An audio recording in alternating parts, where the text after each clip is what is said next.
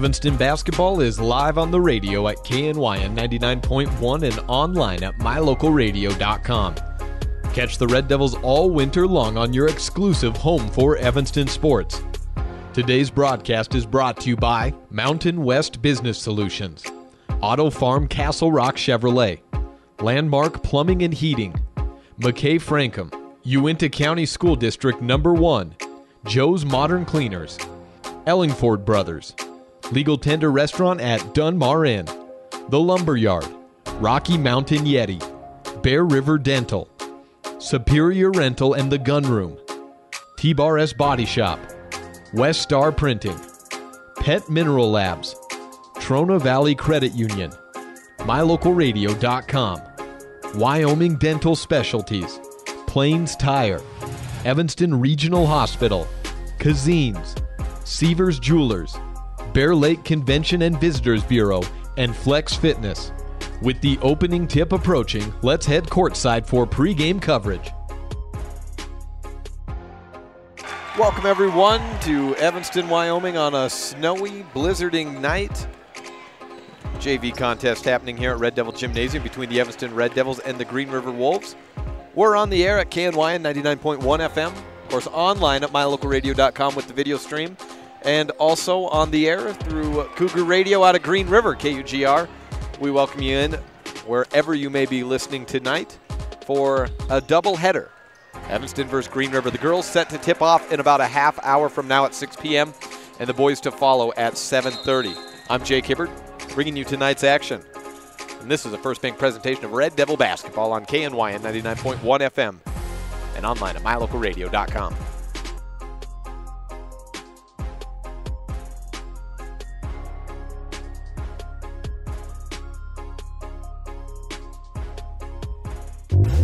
Is laundry one of those chores that drags you down? Let Joe's Modern Cleaners come to your rescue. Take advantage of their wash and fold service. You drop it off and pick it up. The rest is done for you. Or you could take all your clothes to Joe's, load them up into the multiple washers, then dry them in the multiple dryers, and do all 10 loads in the time that it would take you to do 2 at home. Ask about all our other laundry options at Joe's Modern Cleaners, 624 West Cheyenne Drive in the Frontier Square. Take all your clothes to Joe's. We welcome you into Red Devil Gymnasium, 7:05 on the clock in the fourth quarter between the Evanston and Green River boys JV teams, deadlocked at 52 apiece. I said, talking back and forth to the studio, that we were on pace for an on-time start at 6 o'clock. That was, of course, barring overtime, and overtime we may indeed have. I'm going to get that out of the way right now and say that, so then hopefully I jinx that, and there is no overtime when we get started on time. First of 2 games for the Red Devils this weekend against Green River to start off conference play, and then we are in Star Valley, Afton, Wyoming on Saturday for a 2 o'clock and 3:30 tip-off for the girls and boys following. Girls and boys today, 5:30, 6 o'clock start for the girls, 7:30 for the boys. That's on scheduled time, barring any holdbacks. And we've got some intriguing matchups on both sides of this doubleheader. We'll take a closer look at both Evanston and Green River when we come back on this First Bank presentation of Red Devil basketball on KNYN 99.1 FM and online at mylocalradio.com. I think another good name for Matt Rex, the owner of T-Bar S Body Shop in Evanston, would be the Anger Eraser. I came out to the parking lot to find a ding and scratch. I was so angry, I went to T-Bar S Body Shop to get a quote and met Matt Rex. He said they would fix it, and he'd even talk to my insurance company. When I picked up my car, it looked great. No stress, no hassle. Matt's friendliness and quality service erased all my anger. When your car gets bunged up, don't get angry, just let T-Bar fix your car. Jake Hibbert welcoming you in pregame at Red Devil Gymnasium, Evanston versus Green River. And the girls is the opening matchup of tonight, so let's take a look at them first. On Green River's side, a 6-5 record to start off to close out the preseason. Pretty darn good on the girls' side for Evanston, 7-5, as good as could be expected on that side as well. The Lady Red Devils losing Emery Wagstaff, Haley Barker, who I see in the crowd tonight, Taylor Grohl, and many more. Megan Fisher among that senior class that really took Evanston girls basketball to another level. At the head of the program is still the same guy, Coach Jeremy Fessler, in now his 4th year in charge of the program. And that is a perfect place to look at where this program started to get turned around. Coach Fessler's added an attitude to this team, and while 85% of last year's offense has been removed from this year's team, and it hasn't really been replaced, the girls for Evanston are averaging just 35.9 points per contest, and they're giving up 55.2. Despite that offense not really being replaced, they've switched to a defensive mindset. And the press, which at times struggled last year, has been better this year. Now against an opponent like McKinley Bradshaw, when we saw Lyman come in last week, it struggled a little bit, but you're talking about a Division I athlete headed for the University of Wyoming and someone who I think is going to be playing significant minutes for the University of Wyoming and Coach Legursky next season as a freshman. But other than that, the Lady Red Devils' defensive pressure, defensive rebounding has improved from where it needed to be because they need to hold teams below their season average. Take a look at last Friday when the Lady Red Devils held the Mountain View Buffaloes to 26 points from a 54 per game average that the Buffs had in a loss. That's how Evanston's going to win games, hold an opponent under 40. So if you take a look at this Green River team holding the Wolves under 40, that would be a bit of an accomplishment because the Lady Wolves come in averaging 54 and about a 0.2 points per game, and are shooting better than we've seen a Lady Wolves team shoot collectively in some time. Last year, the Green River girls were up high in the rebounding stats, and I've talked to Coach Carroll about this for years. His team seemed to a lot of times be up high in rebounding, and he'll always say, well, you know, we're missing too many shots, so that's where we're getting all those offensive boards, or that's where we're getting all these rebounds. We're not shooting at the level we should be. At the end of the preseason, the Lady Wolves are shooting 30% from beyond the arc. That's 51 of 168. They're shooting 43% from inside the arc from two-point range and 52% from the free throw line. Green River is a better shooting team, and that includes girls like Maddie Heiser, who's 49% from beyond the arc, and Katie Strauss, who's 33% from beyond the arc. And then the inside, Ashlyn Birch, shooting right about, is that 54%? 54%, leading the team in inside shot percentage, 53 of 98. Now, you'll hear from Coach Carroll in just a bit, and he'll say we're still missing too many shots inside and close to the basket. But there's something to be clear with a healthy Green River team this year. They're converting on a lot of shots and making it very difficult for a team like Evanston, which relies on its defense, to slow them down. I think we're going to see a lot of pressing throughout the contest from both sides, as both sides will be trying to take the other out of the element. The key matchup to watch in tonight's contest is Maddie Heiser on offense versus Ajahana Archuleta on defense. The 5'11" senior post for the Lady Red Devils is going to be tasked with stopping big number 4 for Green River, listed at about 5'8", and maybe somewhere in that 5'6" to 5'8" range. Heiser has been electric, as we mentioned, from beyond the arc, shooting nearly 50%. And leading the Wolves with 12.8 points per game, and also at the top of ball movement, leading the girls with 4.5 assists per game.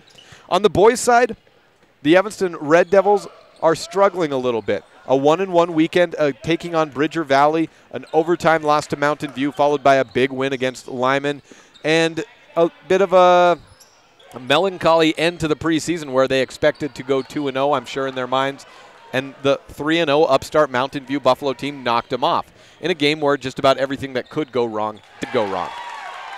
So if you're going to get things back on pace, what better place to start than in a home contest against this rival Green River Wolves team, which for years has gone back and forth against the Red Devils ever since Coach Lori Ivy took over and started to turn this program back around, thanks to some great young playing that it became veteran playing.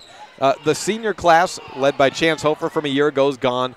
But enter a new senior class, headlined by Chase Stoger, captain on the floor for Green River, and Braxton Yeager, a post at just 6 foot, who's leading the team in scoring down low.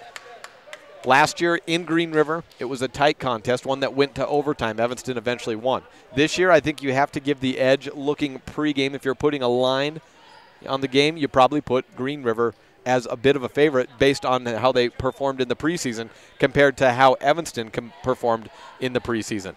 The Red Devils had a very tough preseason schedule, as tough as anyone, and that includes Cheyenne East, Green River, anyone.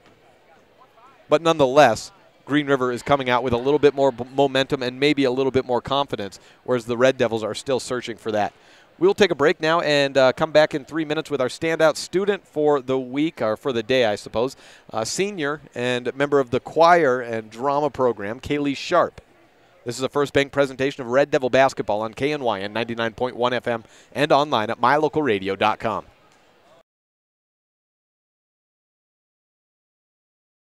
No matter what season of the year it is, when you live in our neck of the woods, you need outdoor power equipment. With quality product lines like Stihl, Toro, and Walker, Superior Rental and Sales has what you need for every season. Everything from homeowner to professional grade products. Plus, when it comes to maintenance, you're covered. Our full-time mechanic is available for tune-ups, maintenance, chain sharpening, whatever you need. Stop in today, Superior Rental and Sales, 371 Prospector Drive here in Evanston.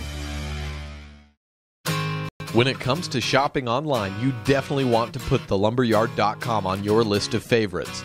You'll save time and money by visiting thelumberyard.com first. You'll find a huge selection of inventory to choose from. We've got everything you need for any of your home, yard, or shop projects. Get excellent prices and quick delivery when you shop at thelumberyard.com. We are part of the local community, plus we ship all over the United States. Log on today to see what all the excitement is about.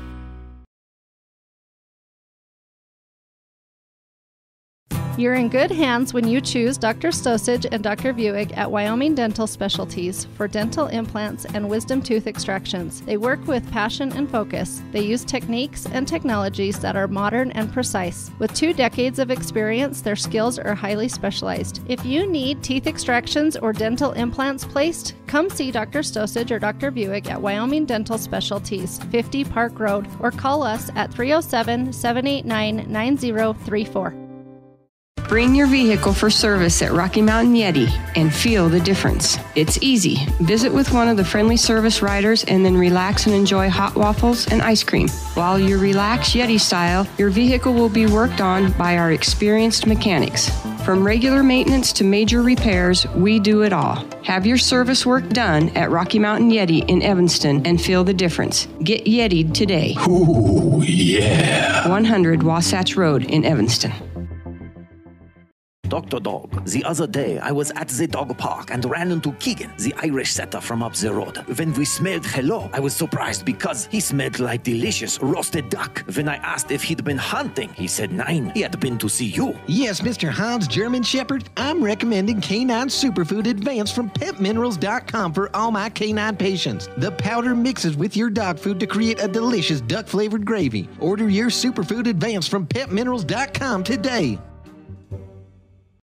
You're invited to browse through the store at Kazin's Ace Hardware in Evanston. You'll find vacuums and cleaning supplies, everything you need for your next painting project. A full line of electrical products, bolts, screws, hand tools, power tools, bathroom fixtures, and plumbing supplies. Plus everything else you need to take care of your lawn and garden, from lawnmowers to fertilizer. Once you finish all your projects, you can sit down on the comfortable patio furniture and barbecue on your new Weber or Traeger grill that you could also find at Kazin's Ace Hardware. Ace is the place with the helpful hardware folks. Kazin's Ace Hardware on Front Street in Evanston.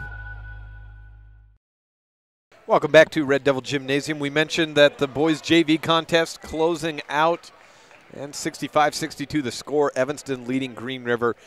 This is a change this year of having the boys JV contest actually play on Red Devil Gymnasium. Ever since I've been in Evanston, we had sophomore followed by JV, followed by varsity, first girls and then boys.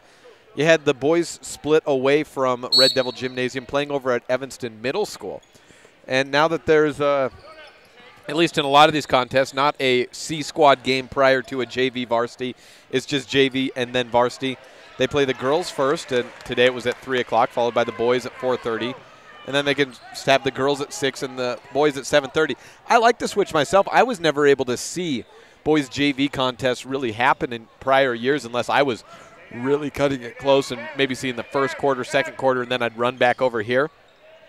But now you get to see, as I have for so many years, like the girls' JV program, also the boys and how they perform. Tight game here as we get set for our standout student for EHS senior Kaylee Sharp.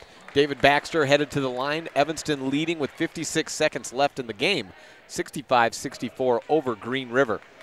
Now let's hear from Kaylee Sharp for standout student.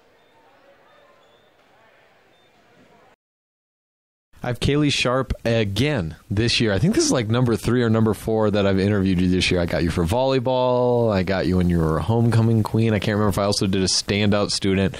But here you are again, and this time it's for choir. You're not doing basketball this winter because you wanted to do some more stuff with the arts. So what do you got going on this winter? So I have a lot of like honor choirs. We have a music festival for jazz choir.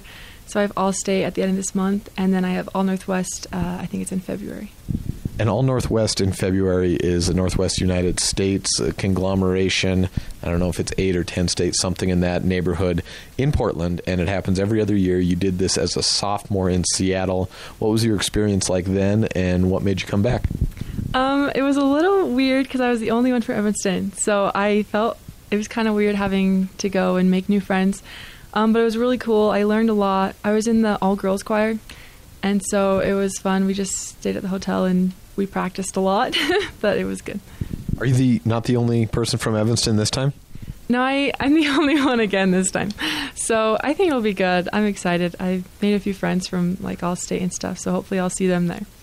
What do you have for All-State music coming up? What are you going to be doing? So I have the music for that. It's just a big choir, basically, and we have like 7 songs that we sing. One of them is in German, so hopefully that'll be okay. It's crazy, yeah. You ever spoke German before? We actually had to sing a German song for honor choir, which I tried out for a solo, which I got, but that was really stressful because German is not fun to speak. Have you learned any tricks or are there any tricks for speaking a different language when you're singing? Do you have to change any things from like German or Spanish or anything like that? I guess just have someone who's really good instructor. I take a ton of notes. Like I had so many notes in my music just of what like they sound like, stuff that I could read and be able to pronounce them right because it doesn't look like it sounds most of the time. I did a little bit of German, and I know that I would have trouble with like the U's with 2 dots over them and getting that pronunciation right. Have you got that? Yeah, those were hard. I don't think our choir ever pronounced those right. The conductor was probably cringing the whole time, but I tried my hardest. I was trying to get the sounds, but they were definitely really weird. Are you doing the musical this year? Yes, I'm really excited for that. I was excited after the last one was done. I was ready for the next one, so I'm pumped. Do you know what it's going to be? We're doing the Addams Family, so it'll definitely be something different. We've never done it before, but I'm excited to try something new. So. Was the Addams Family adapted to a Broadway play, or is it what's going on? So it is adapted to a musical. I think it's a lot different from the show. I think it's in the future, so the kids are a little bit older, and it's a comedy, so it's supposed to be super funny. And I've listened to some of the songs, and I'm excited to sing them. So. What else do you have going on over the winter? It's your last year of school. I'm just trying to get things figured out for the summer camp in the summer in New York, the Open Jar. It's super expensive, so I got to figure out pricing stuff. What do you have going on in New York over the summer? It's the Open Jar Institute thing, so that's what I got the scholarship for from State Drama. But the scholarship only covers like $600 worth, and it's like $3,000, so we'll figure it out. Is that at Juilliard? I'm not sure where it is, but we're working with people on Broadway, and then you get to see Broadway shows too that week. So I'm really excited. So what week is that? Is it like 7 days that you're there? I think it might be like 5 days. I'm not sure. I signed up for the session in like July, but since I'm older, I'm in the college session, so it's going to be a little nerve-wracking. Are you going to have to do any fundraising, or you got the money figured out yet? I'm looking at fundraising, so I'll have to get that figured out for sure. But yeah, I'll definitely have to look at fundraising because it's expensive. Have you ever been to New York before? No, but I've always wanted to, so this is it's a good opportunity for me. And you will get to go see a show. Do you know which one it is yet? No, I'm not sure. I think there's 3 shows, and you get to go backstage on some of them, I think, too. So. Well, that's pretty cool. How did you react when you found out that was going to be an opportunity for you? Well, I didn't find out till later because I didn't go to the awards ceremony of drama. And so when they told me about it, I was like, what? Because I wasn't going to try out, and then they wanted me to, so I decided to, and it was kind of a last-minute surprise for me. Why didn't you want to try out?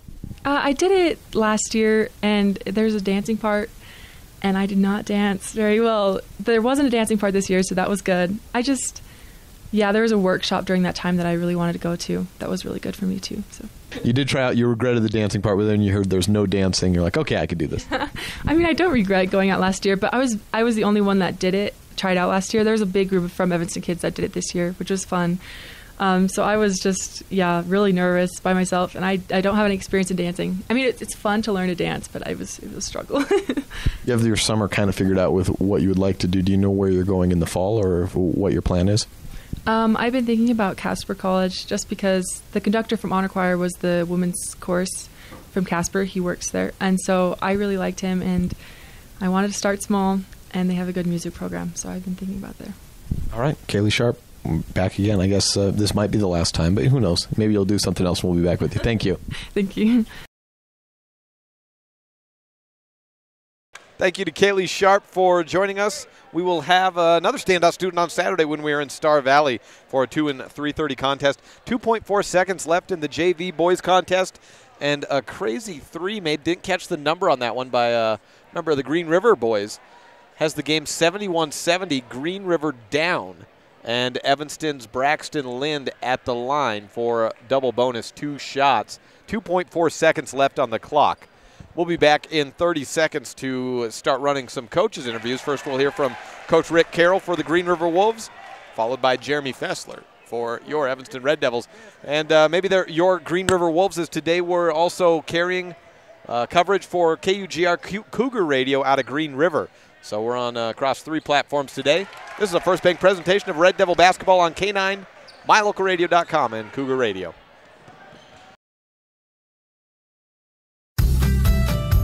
As one of the region's most visited websites, MyLocalRadio.com is here to serve you. Catch up on local and regional news and information. Buy, sell, or trade your good used items on the radio classifieds.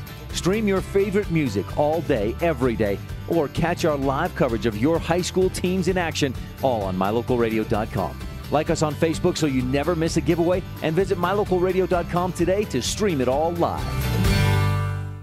I have Rick Carroll, head coach for the Green River girls program. You're out rebounding teams by an average of about 10 per game. I know this has been the case in years past, but then you'd always say, well, yeah, it means we're missing a lot of shots. Not necessarily the case as much this year. You're shooting a little bit better, but you still have that rebounding gap. How has that developed for you? Well, I think what we've got is some girls that are really willing to work hard, and we actually get a lot of offensive rebounds, and so our shooting's a little bit better, but I think it's just effort and work. We're trying to teach them to box out. I would say we're probably not there yet, but we're getting a little bit better at it, but we do go to the boards hard. I know that comparing last year's stats to this year, it just doesn't really work because so many players were out. But you have a backcourt that's shooting between 33 and 40% from beyond the arc. Where did that come from? Well, those were 2 girls that didn't play last year. They actually were sitting out, and they were at a point toward the end of the season where they got a lot of gym time. They just couldn't play in any of the scrimmage or run or anything like that, so they shot a lot. And to be honest, we have a group of girls that are spending a lot of time in the gym shooting, and they still are doing that during season, so I think that's something that's helped us a lot. Along all those injuries and players that were out, Ashlyn Birch was another one who went out a little bit into the season.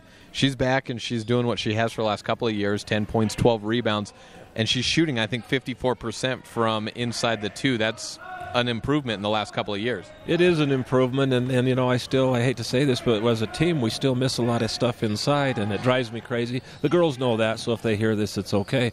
But I think we just really concentrate on getting the ball in good position for her to shoot. You had the East Side trip again this year, and you went 0-3, but you hung right with Laramie Central, and you even hung with East as well as a lot of teams have done this year. How did you match up with them, and what were some benefits out of getting to see them? Well, it was good to see them, first of all, and just see what they're doing and then play with some teams that, you know, you're looking at 2 of those teams that have lost 1 game total, but each of the teams. So we're playing some really good quality teams. They're lanky, they're long, and they just press and pressure the entire game. So that was good for us to see. We started out a little bit slow in the East game, but at halftime it was 18-16, and then we just have to use a little bit more confidence so that we shoot a little bit better against those teams. We're finding out that, hey, we can play with them now. Let's do something better than that, and that's where we're headed. It's a battle to get into a state berth. It has been for this program, and it gets even tougher this year with some really good 3A teams in Cody and Star Valley moving up. But you girls look as primed as ever to try and go and make that run after seeing a team like East, someone that you wouldn't see again until a state tournament. What were those girls able to see out of a team that pressured like that, and how were you able to pressure them back? Well, I think what the girls learned is it's a 32-minute game because East just comes at you and comes at you and comes at you, and that's something we need to improve on. We have some really, really good quarters in some games, but I don't think we've put together a complete game yet this year, and that's really what we've been trying to emphasize. All right, Coach Carroll, good luck tonight. Thank you very much. We will come back with Jeremy Fessler, head coach of the Evanston Red Devils, in 30 seconds. We're about 6.5 minutes away from about 8 minutes away from the opening tip. We'll have a national anthem followed by announcement of the starters. We will give you starters prior to that for both teams next on this First Bank presentation of Red Devil basketball on KNYN 99.1 FM.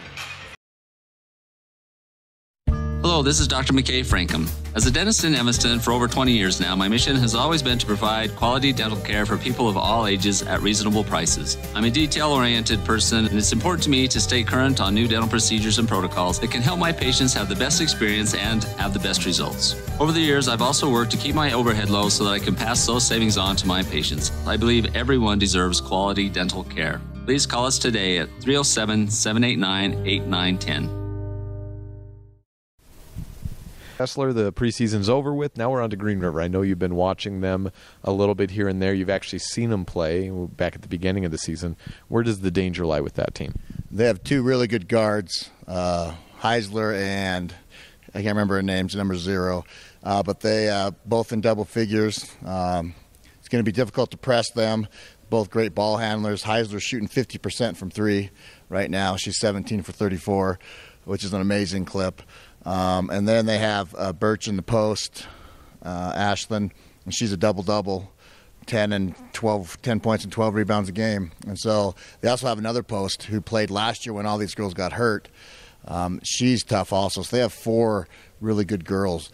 That's going to be a good challenge for our girls to defend those 4. Green River was down so much last year because they just had injury after injury, but it seems like that's played in their favor to being a stronger team this year. Well, it definitely helped their bench because the 2 guards went out, and then Birch went out, and so then they lost Dewey at the end there also. So they got a lot of depth added to their bench where those bench kids are now playing. Last year they were playing starter minutes. Now they're coming in and supporting those other 4. So they're definitely a better and more deep team this year. What about on your side? What's in store for practice this week? I watched a little film last night, and they ran a 1-3-1 also for a lot of the game against Laramie that I watched. So we're going to work on that. We've got to focus on hitting the baseline shot. In that 1-3-1, they've got the one girl on the bottom. She covers baseline to baseline, so that's where you can get most of your looks. So we've got to focus on shooting that shot and working the ball around and penetrating into the gaps better than we did. And just finding some holes in the zone. And the other thing we got to do is sometimes when you get in that box look offensively, you have a tendency to stand when you're out there. When someone else shoots it, you sort of stand. We've got to get them hitting the offensive boards. We didn't have, for as many shots as we missed, we shot 25% and 2 for 16 from 3. We got to get some more offensive boards than we did. And so we got to play with more urgency in that fashion. You can't prepare for saying we have to shoot well this game, but of course you say we've practiced shooting more than you ever have in a practice week-to-week setting. You said you shot about 25% in Lyman. What about a Mountain View? That had to be one of your better shooting games of the year. Yeah, and I was trying to explain to the girls after the game, we shot 40, I think it was 43% against Mountain View, but the game was slower because we were up and they were in a zone, so we'd work a lot of clock. We worked 1 or 2 minutes off the clock, and that's why it was so low scoring. And so Lyman was different, and we just weren't hitting shots. So, yeah, if we can get into the 40s when we're playing, and it doesn't matter who we're playing, if we can get in the 40% shooting percentage, we can play with anyone in the state. I know it's tougher. You were just talking about McKinley Bradshaw's ability to just throw a ball completely across the court and automatically create fast break opportunities. But did you had to have held Lyman still below their season average in possessions per game? Yeah, we did. We held them possessions per game, and we held them under their scoring average. So, we talked about it after the game. We do nice things defensively. You talk about shooting in practice. We shot a lot this summer, a lot of shooting drills. And I just hope at some point it starts paying off down the road. Coach Fessler, good luck. Thank you.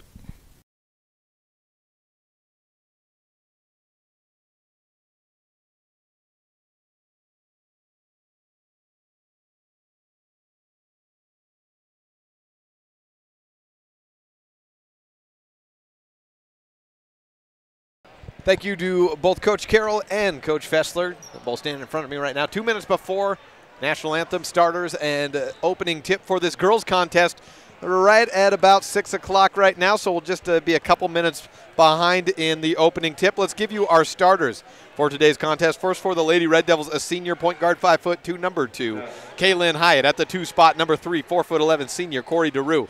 Natalie Robbins at the opposite wing, senior, 5'6". Hannah Sowers, 5'9", junior, wearing number 34 at the power forward, and at center and guarding Madeline Heiser today in a wing spot is Aja Hanna Archuleta, 5'11", senior, wears number 20.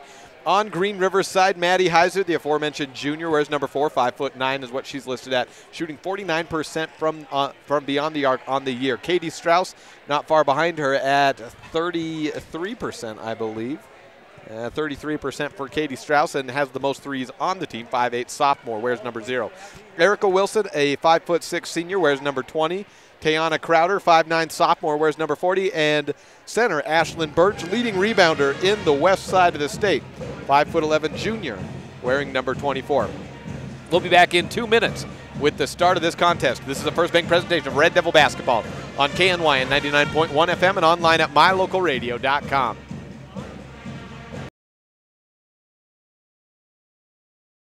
From Randolph, Utah to the Uinta Mountains, from Lyman to Evanston. Whenever you have plumbing, heating, or air conditioning problems, call Landmark Plumbing and Heating at 307-789-8793. Regular office hours run Monday through Friday, 8 a.m. to 5 p.m. But we also offer 24/7 emergency service. Do you need a new septic system, water heater, or furnace? You can trust Landmark Plumbing and Heating. Program our number into your phone right now, 307-789-8793. Landmark Plumbing and Heating. When you need us, we'll be there. When you run a farm or ranch, you understand how important water is when it comes to your animals. Not only does it matter for the overall health of your animals, but it directly ties to your bottom line. Ellingford Brothers sells cement water troughs and custom-built critter ladders, culverts, head gates, and septic tanks. See how Ellingford Brothers can help you with water options for your farm or ranch. Call today, 307-789-1515. That's 789-1515. Business cards are a powerful and inexpensive way to promote the goods and services you offer. You can design your own cards or have the professionals at Weststar Printing design your business cards. Now with same-day and next-day turnaround on all business card printing, you don't have to wait. Get your business cards today. Professional quality, inexpensive prices, and quick turnaround. Visit Weststar Printing, 243 7th Street in Evanston, across from the library. Weststar Printing, 307-789-5202. Uinta County School District No. 1 has been committed to excellence since its beginning in 1870. This commitment is not only reflected in student education, but in our school buildings and facilities over the years. The staff at Uinta County School District No. 1 works hard to provide clean, comfortable, and safe learning environments for student learning. No matter what department you're working with, at Uinta County School District No. 1, you will always find us striving for the pathway to excellence.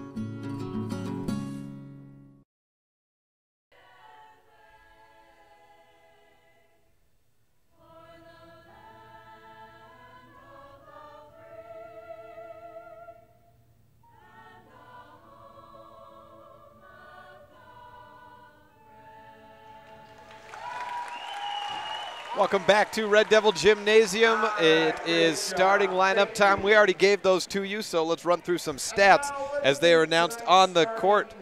An announcer today at Red Devil Gymnasium sitting directly to the left of me, Ryan Berger, for a state coach of the year for cross country.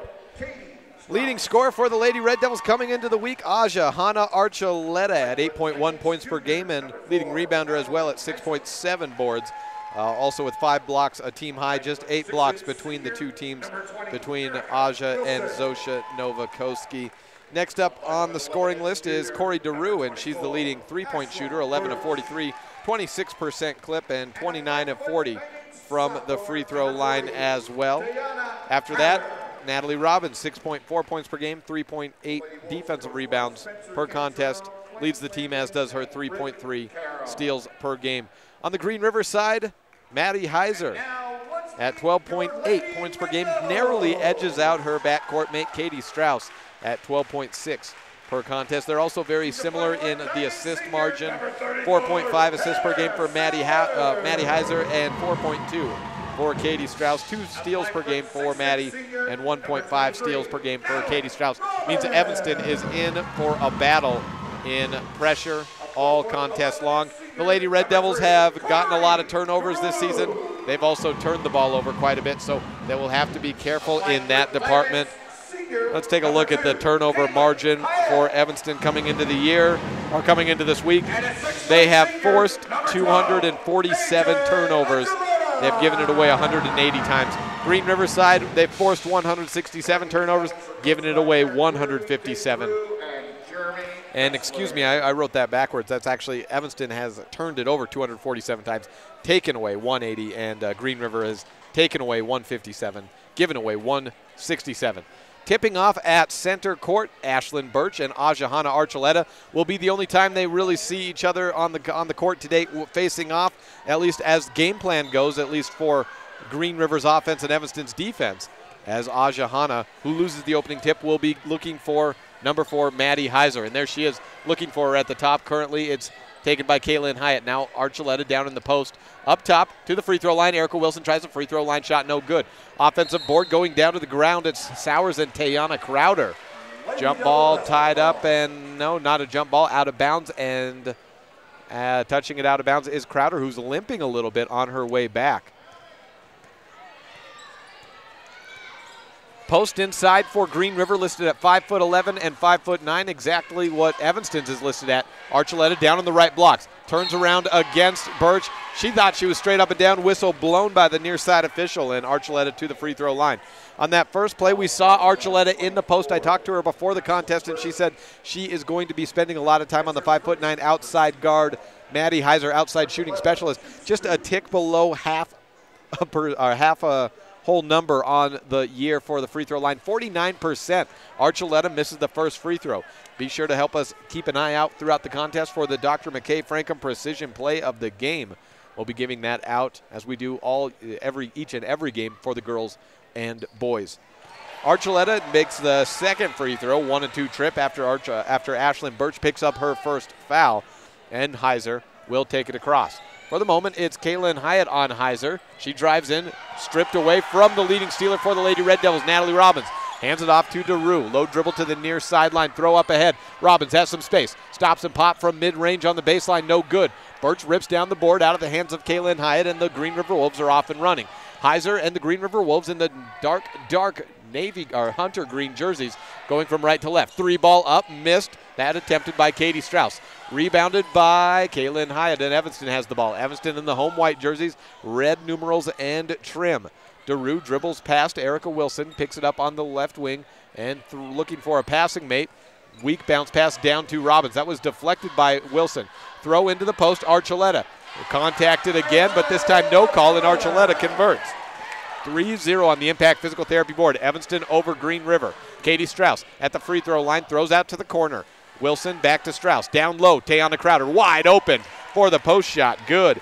3-2 on the Impact Physical Therapy board. 1.5 minutes gone by. Kaylin Hyatt off to the races after getting and approaching to that half-court line.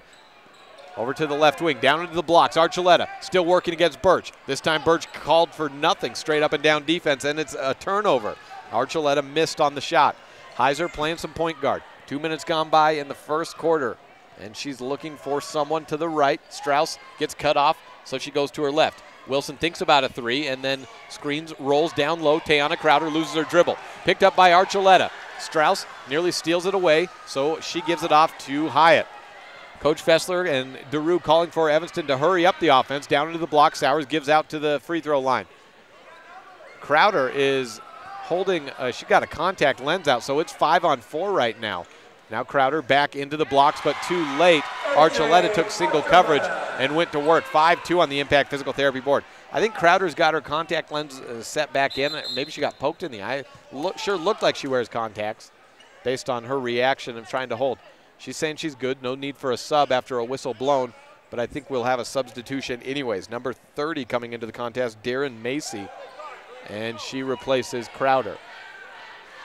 I didn't notice until it was nearly possession over.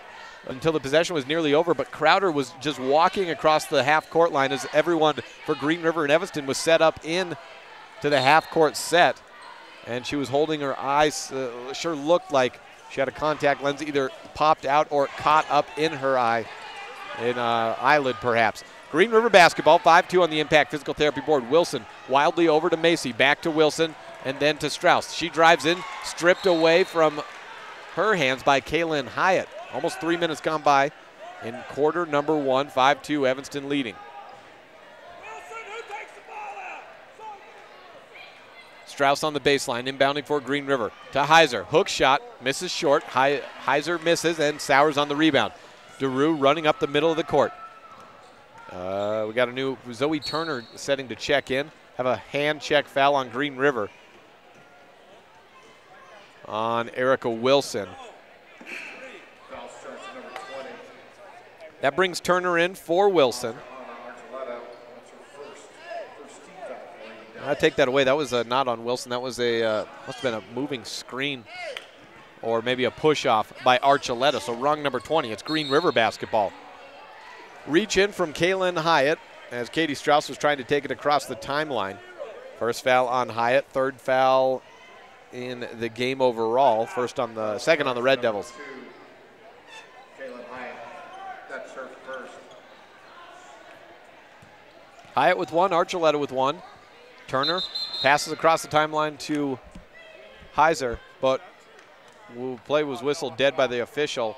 It's either a question of the official scorebook or maybe a clock resetting. I see the scoreboard runner putting something back onto the board. I'm not sure if it's time. Maybe a question of the score. I have at 5-2. 4.9 seconds is what it says. That can't be right.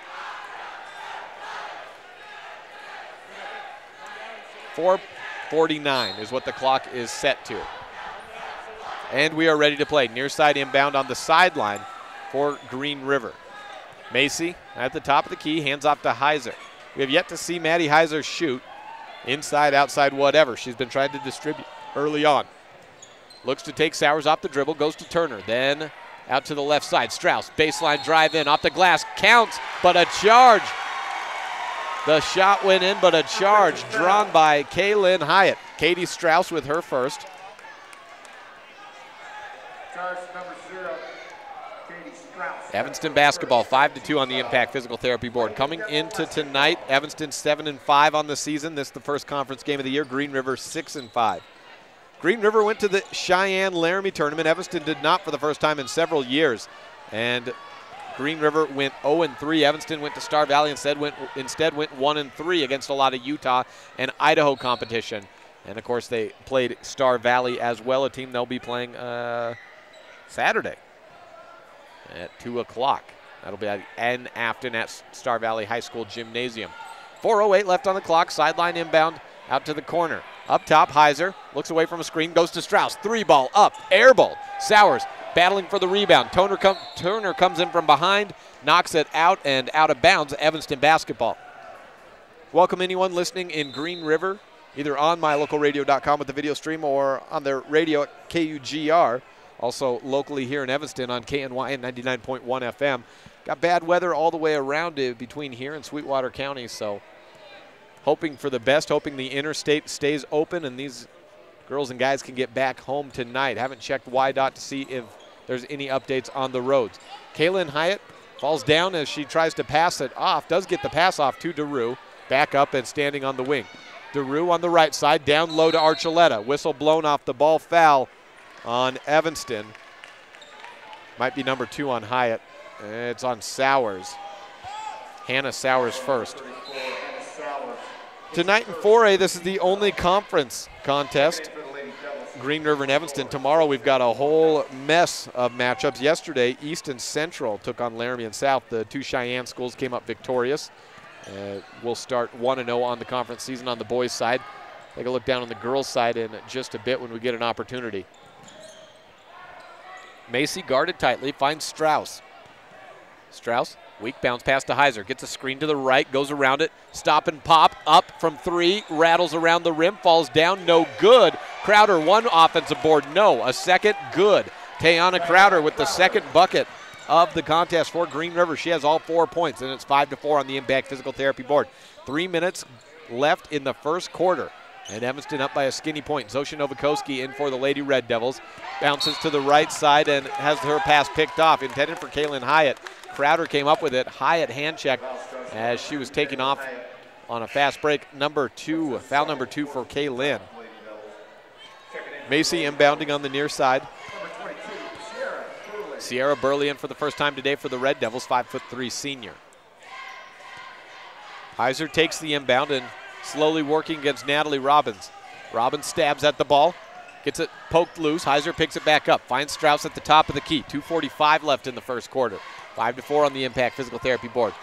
Green River so far 0 for 3 from beyond the arc. High, low, down to Birch. A little turnaround hook shot assisted by Heiser. Perfect, and Green River has its first lead of the contest. 6-5 on the Impact Physical Therapy board. Catch and shoot. Sierra Burley wants a corner three, no good. Birch leading the west side in rebounding, rips down her third of the game. Corey DeRue takes away a pass on the run. Does not have numbers. Turns around at the free throw line, finds Robbins out on the wing. Turn around, down low to Novakoski. Tries to go off the glass but misses. There's Ashlyn Birch with her fourth rebound. About 2 minutes left in the first quarter. 6-5, Green River leading Evanston. First of 2 games in tonight's doubleheader. Madeline Heiser at the top of the key, holding onto the ball as 2 minutes go down, and we're down to 1:54 in the quarter. Macy on the left wing to Strauss. 1:45 left. Heiser gets a screen. She goes away from it. Free throw line, no look, pass down to Birch. Birch mishandled it, signs Macy, bank shot, no good. Rebound out of bounds unless it's an behind the back foul on, or over the back foul on Ashlyn Birch. It's not, just straight out of bounds on the rebound attempt. 2 Lady Red Devils were trying to box out Birch on that play in Burley and Robbins, and they boxed her out successfully but could not hold the ball once it came in and out of their hands. 1:36 left as Green River still in possession. Step back three by Heiser. This is long and goes over and behind the backboard. Low scoring first quarter. That usually is in favor of the Lady Red Devils, trailing by 1. That means you're playing into their hands for pace of play. Evanston will not put up more shots than they need to and will really just focus on that defense, holding Green River or whoever their opponent may be to the worst possessions that they can muster. Touch foul on Green River is number 3 of the quarter, and it goes against Erica Wilson, her first. Baseline inbound, throw up high. DeRue and Novakoski go running for it. Sowers has it on the right wing. Novakoski flashes into the post. They go up top and away to DeRue. Archuleta playing out on the wing. Grabs it, dribbles, goes to work. At the free throw line, she steps through, gives it back up top to Sowers. Down to 105. Sowers steps through and finds DeRue. Head fake, DeRue at the free throw line. No look pass to Novakoski. A travel as she was slow to put the ball on the ground, taking off, looking to drive into the lane. 1 minute exactly, still 6-5 on the Impact Physical Therapy board. A quick substitution. Zoe Turner replaces Tayana Crowder. That for Green River, joined by Wilson Strauss. Is Heiser still out there? No, she is not. Birch, the other player, as well as Erica Wilson. Archuleta comes up with a steal, misses, rebounded by Burley in the fast break, and Evanston back on top. Sierra Burley with her first 2 of the game makes it 7-6 on the Impact Physical Therapy scoreboard. Another near steal in the backcourt. Heiser takes it near sideline. At the baseline, she's trapped and throws up top. Foul on Evanston. It's Corey DeRue.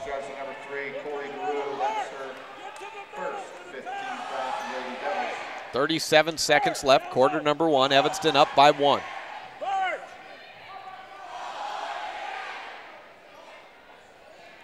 Checking in for the Lady Devils, number 23, Natalie Robbins back into the contest for Evanston. Strauss for Green River. Dribbles to her right, finds Heiser. Heiser looking to work against Archuleta. Drives to her right, spins around at the free throw line, turns around at the elbow, finds Wilson. Out to the right corner, Zoe Turner. Looking to find Heiser again, does so. High-low, Heiser down to Birch. Undershot from the blocks, gets her own board, turns it back around. Off the glass, no good. Robbins on the board. 12 seconds left in the first quarter. Robbins taking it across the timeline, looking back to Coach Fessler for final instructions. Last possession, 6 seconds left. Down to the baseline, back up top. Robbins looking for her first three of the year. No good at the end of quarter number 1. 7-6, Evanston leads on the Impact Physical Therapy board. This is a First Bank presentation of Red Devil Basketball. Live on KNYN 99.1 FM and online at mylocalradio.com and KUGR as well in the Green River area.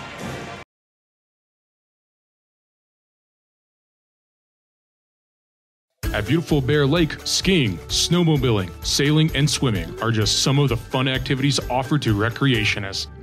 The Greater Bear Lake Valley offers prime hunting and fishing areas, whether it's trout fishing in the streams or ice fishing for Cisco on the lake, hunting deer or seeking elk along the high mountain ridges. The scenic corner of Utah and Idaho offers outdoor recreation and historical interests away from crowds and high prices. Visit bearlake.org for more information. Hello, Miss Susan Siamese Cat. Dr. Dog, I'm here because my perfectly shiny fur has lost its shimmer, and I don't have the energy I did as a kitten. Miss Susan Siamese Cat, I recommend that you start taking the Feline Daily Multi-Chews from PetMinerals.com immediately. Your good health isn't a yarn ball to play with. Dr. Dog, you always make me feel better. Log on to PetMinerals.com today and get your feline supplements ordered today. Quarter number 2 beginning at Red Devil Gymnasium. Evanston on top after the first 8 minutes, 7-6 on the Impact Physical Therapy board. Welcome you from wherever or however you're listening or watching on the radio, online. Evanston versus Green River, opening night of conference play between these two teams. Hannah Sowers to the blocks, finds Robbins, hard off the glass, no good. Battle for the board, loose and into the hands of Zoe Turner. Turner finds Katie Strauss. Probably playing some point guard on this time up. Maddie Heiser still on the court along with Birch and Zoe Turner as well as Darren Macy. Macy on the far side. Heiser has the screen, drives into the paint, gets around, puts up a left-handed floater, no good. Got around her defender, but to no avail. Taryn Wagstaff throws up ahead to Zosha. She grabs it, goes up for the layup, and Birch rejects it. Ashlyn Birch leading the conference in blocks as well. Sitting actually second in the conference in blocks. First in the conference, second in the region. 1.8 blocks per game. That's not correct. 1.2 blocks per game for Ashlyn Birch. Bested only by Paige Powell out of Cody. Baseline inbound for the Lady Red Devils. Sierra Burley has the ball tipped out of her hands. Strauss had it. Novakoski got it back. Hold foul, a grab on Strauss. Foul number 4 for Green River. No, it's on Katie Strauss, number 0. Strauss's second foul. Erica Wilson checks in to the contest for Katie. On Evanston's side, Archuleta replaces Sierra Burley. Natalie Robbins will inbound for the Lady Red Devils, as well as Hannah Sowers, Novakoski, and Wagstaff. Finds Archuleta, misses hard on the put-up attempt, and Heiser running for Green River. 2 steps, wild throw up, no good. Rebounded by Wilson. 5-footer, nothing but net, and Green River takes the lead. 8-7 on the Impact Physical Therapy scoreboard. Green River on top of Evanston. First 2 points of the quarter. Looking to respond. Novakoski in the paint, misses short off the glass. Sowers came flying in from behind to pick up the rebound. Finds Archuleta. She misses on the elbow. Sowers, a second offensive board. Won't fall, but headed to the line for a pair. Hannah Sowers with 2 offensive rebounds on that possession, both of them coming out of nowhere. Aggressive rip down. Hannah Sowers finding her role as a power forward on this Lady Red Devils program. Not the biggest scorer, but she has been scoring a little bit as of late, as that average knocked up to 2.9 points per game. Getting a few rebounds, 3.5 in a game, but at the free throw line, still looking for something to work.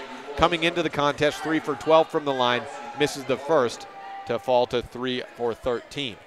1 free throw will tie it. The score is 8-7 on the Impact Physical Therapy board as Sowers sets up, tosses it up, and misses long.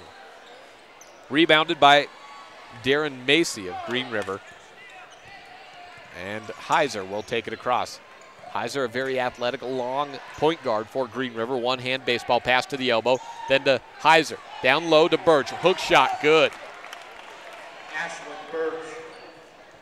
Ashlyn Birch, 4 points in the game for her. Green River extending its lead to 10-7.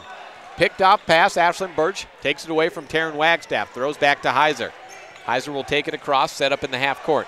Out to the corner. Erica Wilson has it on the corner, up top to Macy.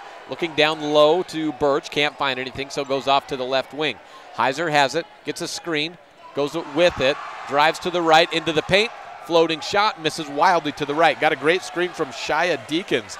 And for the first time today, Evanston on the rebound, Archuleta running with it. Down to the blocks, fading away, misses, air ball, partially blocked by Birch. Birch takes the defensive board, throws ahead to Heiser, one-on-one between her and Robbins. Looks out to Birch in space. Birch fouled and headed to the line for two. Got contact on her right wrist as she went up for the shot. I thought Heiser was going to really push that and go one-on-one against Robbins, but she had a couple of Green River Wolves coming from behind. She kind of slowed up a little bit and then tossed off to Birch, who was streaking into the lane. Birch set for the first free throw, up and misses off the back. Subs in for Evanston, Amber Lowe, Corey DeRue, and Sierra Burley all back into the game. Ashlyn Birch at the free throw line also struggling, 11 of 35 on the year, and that's good for 32%. Misses both of them, make it 11 of 36. Rebounded by Archuleta, a loose ball foul in that process, picked up by, looks like Kelsey Angelovic.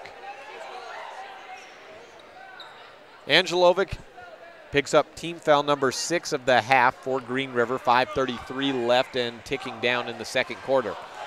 The Wolves with a 10-7 lead over Evanston. This conference game number 1 for both of these teams. Screen and roll down to DeRue looking into the blocks.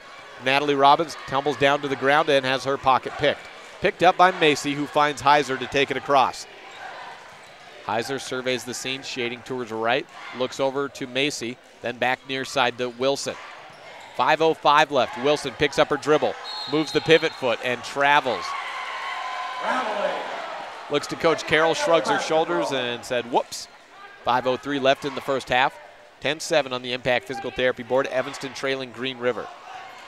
Yesterday in 4A, Cheyenne East on the girls' side beat Laramie 62-36, and Central defeated South 50-27.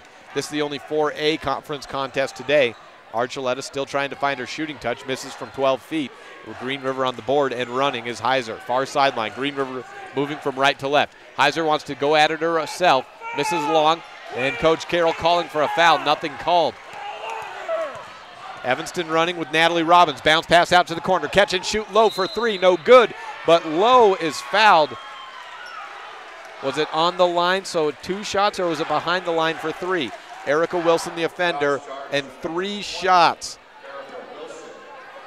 Frustration on Green River side only doubled up for Coach Carroll on the fact that there was no foul called on the near side, on the other side for Heiser's drive in and shot up.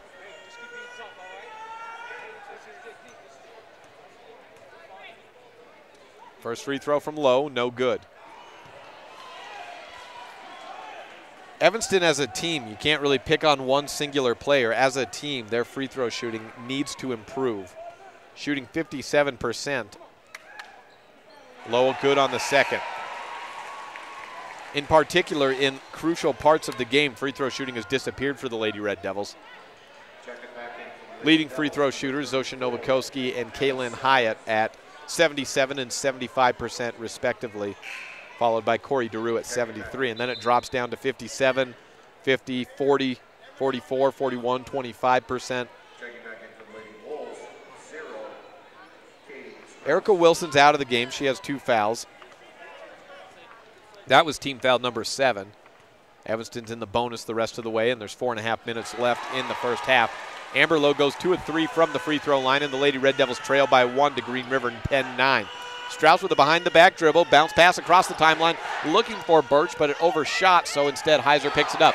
Sideline trap through the legs of Strauss. DeRue off to the races, has Strauss behind her. Grows up the layup, no good. Macy picks up the board, gets hit in the face by Hannah Sowers. That should be a foul on Sowers, and it should be free throws, I think, for Darren Macy. Team foul number 7, personal foul number 2 for Sowers. There is a whistle blown It's a timeout by Evanston. I was wondering if the referees were going to discuss whether or not it was a intentional foul. That's not the case. So 2 free throws, or 1 and 1 free throw when we come back. First bank presentation of Red Devil basketball on KNY and 99.1 FM. 10-9 the score on the Impact Physical Therapy Board. Green River leading Evanston. If you had a toothache, would you see a foot doctor? Or would you go to the dermatologist to have a baby? Of course not. When your vehicle needs service, take it to the best qualified mechanics. At Auto Farm Castle Rock Chevrolet, our technicians are GM certified service experts. They're trained to know every inch of your vehicle. Don't trust your vehicle to just anyone. Have all your service done at Auto Farm Castle Rock Chevrolet, 624 Front Street, Evanston. We're a different kind of dealer. Welcome back to Red Devil Gymnasium. Jake Hibbert joining you in opening day at conference for these two teams. Conference actually started for a pair of teams last week. Riverton and Cody played each other a week ahead of everyone else. 1 and 1 free throw attempt by Macy. Rattles in, rattles out, falls out, but Green River gets the board. Strauss to Macy for 3. It's down on the corner. 13-9 on the Impact Physical Therapy Board. Macy missed her free throw, but ends up getting an extra 2 on what would have been a 1 and 1. 3 points for her, 13-9, and that's the first 3 ball of the contest for either side. Whistle blown, ball knocked out of bounds, and Evanston will hold on to possession. Tayana Crowder replaces Shia Angelovic onto the court. So Angelovic to the bench, Crowder back out. Evanston basketball, low to Burley at the top of the key. Looks over to her right side. DeRue gets a screen, shoots for 3. Had it on the bank, but it falls out. A little bit too much spin on the ball. Rebound Crowder. Green River running. Strauss across the timeline, moving from right to left. 3.5 minutes left in the first half. Green River up by 4, 13-9. Heiser has it on the wing. Frustrated, calling out the half-court set. Looks back, turns around, back to the corner. No look pass. Strauss has to run up and grab it. Jump step at the elbow. No good. Birch, another offensive rebound. Turns around, steps up, uses the glass. 15-9 on the Impact Physical Therapy Board. Birch was 6 in the game. She's 0 for 2 from the free throw line. Otherwise, she'd be well in lead of the game high with 8 points. Low backing down into the blocks, finds DeRue. Gets a step on Strauss. Whistle blown, though, and a check sends DeRue to the line for a 1 and 1. Strauss picks up her 3rd foul. Foul trouble for Katie Strauss. She's scoreless in the first half, 2nd on the team in points per game at 12.6. Into the game for her, Zoe Turner, seeing a lot of action in today's game. Corey DeRue, 73% from the free throw line for a 1 and 1. Shot up and nothing but net for DeRue. First point of the game for Corey.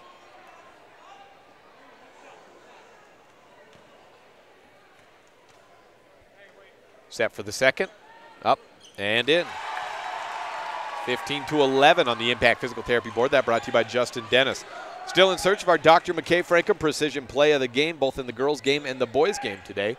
We'll be back with 2 more Precision Plays of the Game on Saturday as Evanston and Star Valley take on each other at mylocalradio.com in Afton. 2 and 3:30 the time for tip.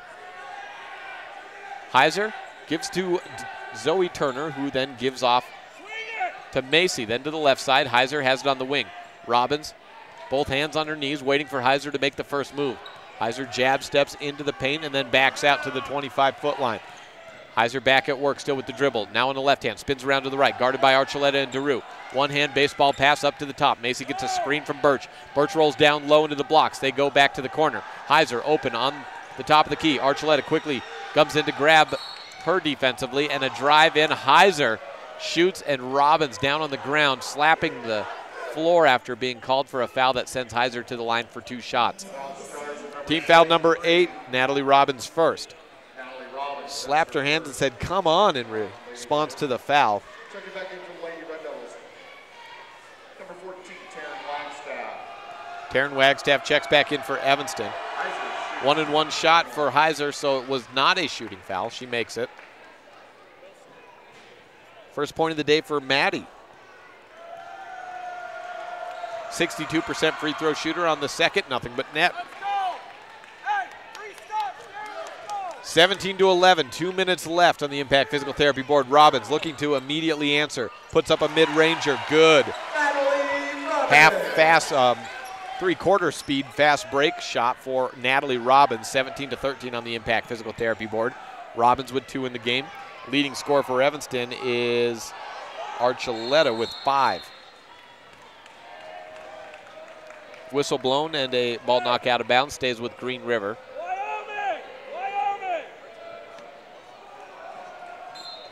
Zoe Turner to inbound for the Wolves. Throws up high. Crowder has it a step inside the free throw line. Spins around. Ball knocked out by Robbins.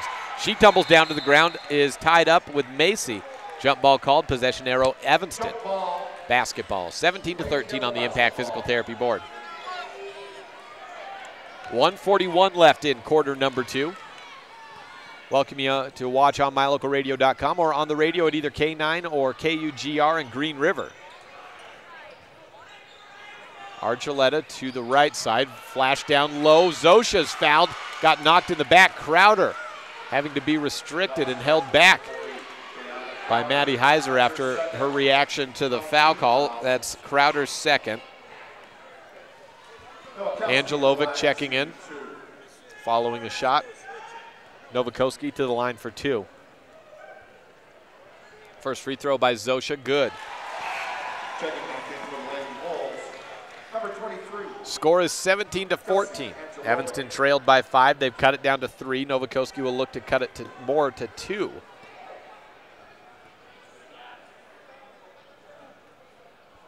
Setting up for the second. Up. No good. Rattles out. Angelovic on the board. Novakoski tumbles down to the ground as she went to backpedal. Quick to recover and back defending in the post against Angelovic. Maddie Heiser has it at the top. Looks over to her left side. Finds Turner. Down low, Angelovic. Wild turnaround shot. No good. Turner on the offensive board. Turner and Daru tied up. Jump ball called, and that stays with Green River. Baseline inbound upcoming for the Wolves with 1:04 left in the first half. Turner, the trigger man. Throws to Birch. Goes right side to Angelovic. On the wing.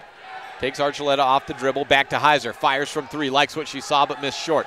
Wagstaff picks up the one bounce rebound. Running with it. Against Macy. Bounce pass to Archuleta. On the run. It's good. Archuleta gets the game within 1 point. 17-16 on the Impact Physical Therapy board. 7 points for Aja Hanna. 40 seconds left in half number 1. Macy looking for Heiser. Spins around.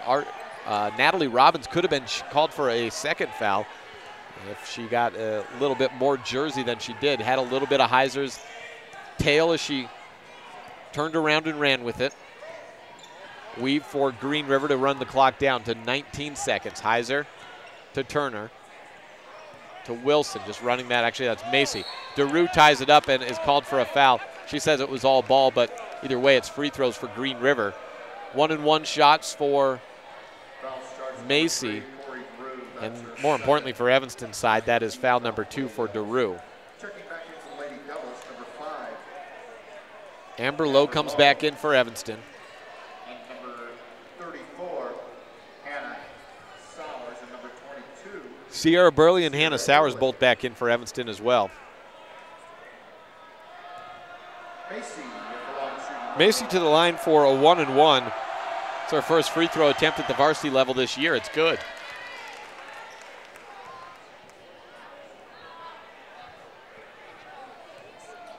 .7 seconds left in the first half. Second shot, down. Macy 100% from the free throw line on the season, 2 for 2. 19-16, 10 seconds left as Taryn Wagstaff takes it across. Burley at the free throw line, fires up with plenty of time on the clock, is rejected. First half ends with a turnaround shot on the rebound by Taryn Wagstaff. It's good. 19-16 becomes 19-18. Shot counts. 1 point game at the end of the first half. This is a First Bank presentation of Red Devil basketball on KNYN 99.1 FM and online at mylocalradio.com.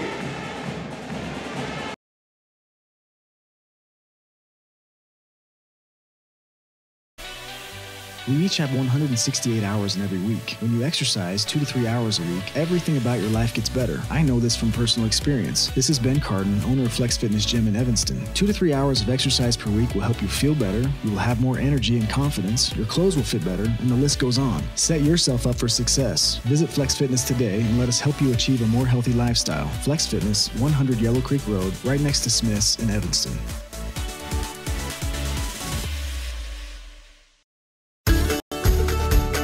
In addition to local information and the best live coverage of local sports, you can stream music 24/7 at mylocalradio.com. Log on and choose the music you like best. Classic or modern country, indie, adult contemporary, or classic rock. Stream it live through your computer or cell phone. Listen to the music you want and don't miss the information you need.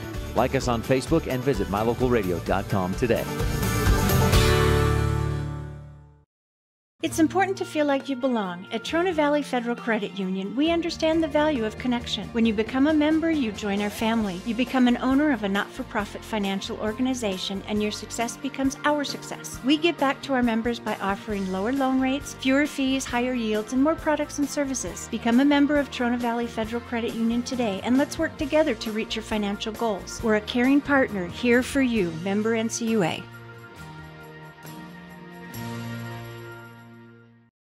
If you're a person who enjoys comfort, affordability, and history, make sure you stay at the Best Western Dunmar Inn the next time you're in Evanston, Wyoming. In 1957, retired FBI agent Jack Dub Mills purchased the 17-unit motel referred to as the Oasis of the West that was frequented by stars like Dolly Parton and Tanya Tucker. Today, when you stay at the Best Western Dunmar Inn, you'll enjoy the history while you relax in one of the 165 ground-level rooms on 10 beautiful acres. Best Western Dunmar Inn. Reserve your rooms today, 307-789-3770.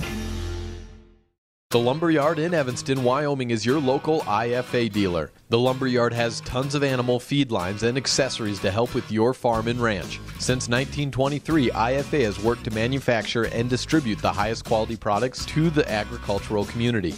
The Lumberyard has partnered with IFA to develop product lines based on customer need. We won't sell you something that doesn't make you successful. Visit us online or at the Lumberyard today, your local IFA dealer, 400 Front Street in Evanston.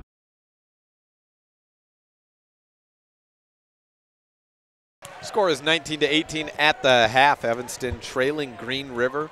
Boys coming out to the court to warm up. Both Evanston and Green River coming up at 7 p.m. The boys were a little bit late getting off the bus as weather got awful in a hurry between Green River and Evanston. I think the bus showed up maybe 25 minutes before the start of the boys' JV game. But they're here now. I was worried maybe the roads were closed when I kept not seeing that bus outside. We do indeed have a doubleheader. Hope for the best on the conditions going back, that the roads are open, and more importantly, that they're safe. 7 minutes before the start of half number 2, we welcome you on wherever you're listening, KNYN 99.1 in Evanston, KUGR Cougar Radio in Green River, or online at mylocalradio.com. At the half, all scorers are led by Aja Hana Archuleta, the 5'11" senior post for the Lady Red Devils. She has 7 points in the game. 2 points for several Red Devils. Corey DeRue has 2. Natalie Robbins with 2. Sierra Burley with 2. And Amber Lowe with 2. Karen Wagstaff with a 2 at the buzzer to get the game down to a single point. And Zosha Novakoski with 1 on a 1 of 2 trip from the free throw line for Green River. Ashlyn Birch leads the way in both rebounding. I've got her with 7 boards and 6 points. Tayana Crowder with 4 points. 5 points from Darren Macy off the bench, and 2 points from Erica Wilson, 2 from Maddie Heiser. Just 1 3-ball in the quarter for Green River, and that came by way of Darren Macy, and that is certainly going to the plan of the Lady Red Devils, which is to force those shooters into bad positions and force them to give up the ball. Darren Macy, the only player to have success from beyond the arc, and that was on the season for Macy, who's played in 4 contests. Her first made 3 of the season. She had in all 6 points off 3 of 7 shooting from inside the arc and was 0 of 2 from beyond the arc before today's game. We mentioned there were a lot of games coming up tomorrow on both the boys and girls side for 4A. For the girls tomorrow, no, that looks like, no, that is the girls. Sheridan and Thunder Basin will play at 4:30 p.m. Thunder Basin, the #1 girls team in the state, according to the Wild Preps Coaches and Media Poll. And Sheridan, the #1 boys team, taking on #5 Thunder Basin to follow at 6. Cheyenne East and South will play each other at Story Gymnasium. East, the #2 girls team. Central, the #3 girls team, is at Laramie at 5:30 tomorrow. And #4 Star Valley is hosted by Jackson. #5 Kelly Walsh is at Cody, and that should be a good contest. Kelly Walsh back into the top 5 after a couple of weeks out, taking on a very good couple of Cody players in Schultzman and the University of Wyoming-bound Paige Powell. Natrona County is at Campbell County at 6 p.m., and Riverton is at Rock Springs at 6. Nothing for the Red Devils or Green River tomorrow, as Evanston will play on Saturday, as will Green River. Green River will be at Jackson for a 2:30 contest. 2 o'clock tip-off for Evanston, being hosted by #4 Star Valley. Saturday, Kelly Walsh will host Riverton. Thunder Basin will be hosted by Natrona County. And Campbell County will be hosted by Sheridan. Cody is at Rock Springs. Those are your contests for the next couple of days in conference play around the state in 4A. Same opponents for the boys as the girls, as once we get into conference play, we have all the travel, have the opponents traveling all the time and always together. And sometimes in the preseason, we'll have one team playing a game at a tournament and then a team playing a different team, but now we're all lined up again. We'll take a break and come back, close out halftime, get ready for the third quarter next on this First Bank presentation of Red Devil basketball on KNYN 99.1 FM and online at mylocalradio.com.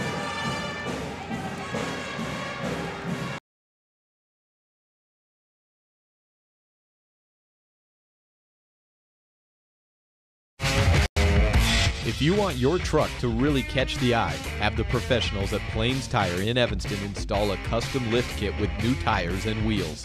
We've got a huge selection to choose from, so no matter what your style is, we've got the tires and wheels to make you smile. The way your truck looks reflects on you. Get the reflection you want with a lift kit, new tires, and wheels from Plains Tire in Evanston, the tire professionals. 157 Bear River Drive. Stop in today. Does your time at the dental office feel like this? Or like this? At Bear River Dental, we do everything we can to help your time at the dental office feel more like this. Call Bear River Dental today at 307-789-5608 to have a dental experience like this. That's Bear River Dental at 307-789-5608. We'll treat you well. As your local Ricoh, Toshiba, and Sharp dealer, Mountain West Business Solutions represents quality office equipment that lasts. We work with each client to understand your workflow, your goals, and your bottom line. Whether you lease or purchase office equipment, we have many ways to work with you to provide the best products at the best value. We also service and provide supplies for HP printers. Call Mountain West Business Solutions today. Let us help you find the best solutions for you and your business. Throughout life, we celebrate the important milestones with jewelry, like graduation with a class ring, a watch for Father's Day, wedding sets for the bride and groom, a strand of pearls for your sweet 16, mother's rings to celebrate family. Commemorate these milestones working side by side with your personal jeweler at Sievers Jewelers. When you want to say, I want this moment to last forever, say it with Sievers. Sievers Jewelers on Main Street in downtown Evanston.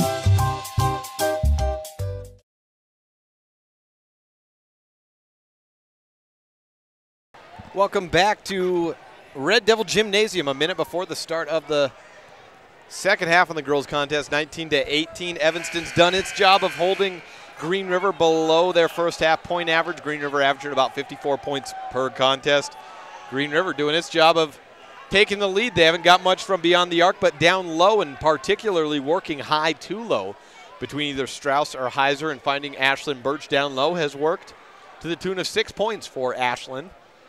And a 1-point advantage. A offensive rebound and a turnaround shot at the buzzer from close range by Taryn Wagstaff has us closed in at a 1-point gap It was a big momentum shift for Evanston as they were able to go into the half with something to feel good about. As opposed to that second quarter, kind of ended a little down and out for the Lady Red Devils prior to that. Evanston starts with possession in half number 2. Kaylin Hyatt, Natalie Robbins, Corey DeRue, Aja Hanna Archuleta, and Hannah Sowers on the court for the Devils. Katie Strauss playing with 3 fouls back out along with Maddie Heiser. Heiser takes a swipe at Robbins' ball. She picks it up. Ashlyn Birch guarding Archuleta. Back out to Robbins. Shot no good. Archuleta battling for the rebound. Down low. Rips it out of her hands. It's a tie-up between her and Crowder. Jump ball. Green River possession. Tayana Crowder and Erica Wilson rounding out the starting 5 in the second half for Green River.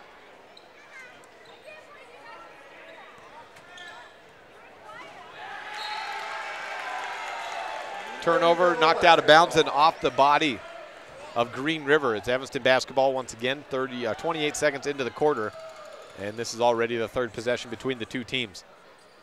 Somebody looking to get a good shot up. High, up, and Archuleta is fouled by Birch. Birch doesn't like that call. It was down in the right block, about 3 feet away from the hoop. She got hands on the ball. We know that because it didn't go anywhere near the basket. But the body contact called.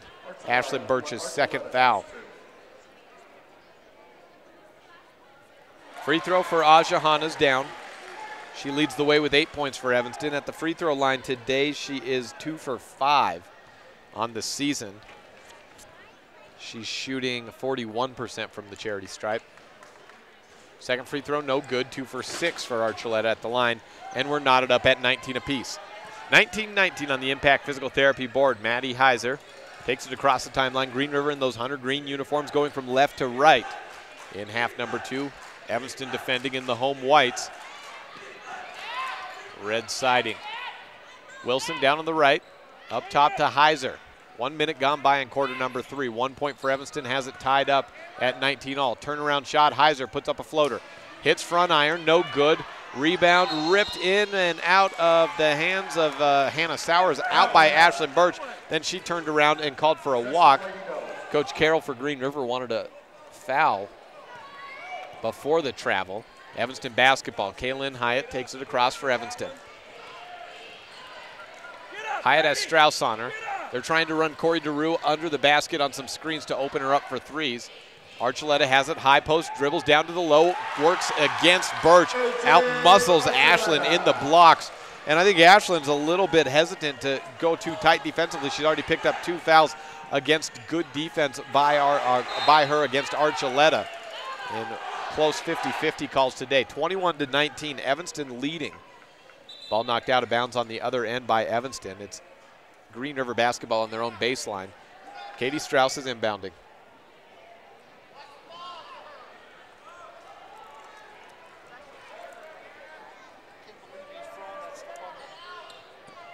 Strauss inbounds, goes to Crowder. Looks out right corner. Down low. Heiser spins around. In the block, she's double teamed. Finds an open Strauss for 3. Misses long. Hyatt takes the board down. Archuleta down to the ground herself. Kaylin works out of trouble. 4 on 5. Green River has Heiser tumble down to the ground. DeRue drives into the paint. Hook shot, no good. Rejected by Birch. Picked up by Strauss. 5:49 left in quarter number 3. Strauss to Heiser. Heiser gets a screen from Birch. Look for the roll down. Heiser into the paint. Tripped up. Foul on the ground. Number 1 of the half for Evanston. I think I saw it was on Corey DeRue. That's DeRue's 3rd. DeRue picked up her 2nd foul late in the second quarter. It was down to I'm talking like 18, 19 seconds left in the second. It was a big foul at the time. Now she's at 3. Has to go to the bench.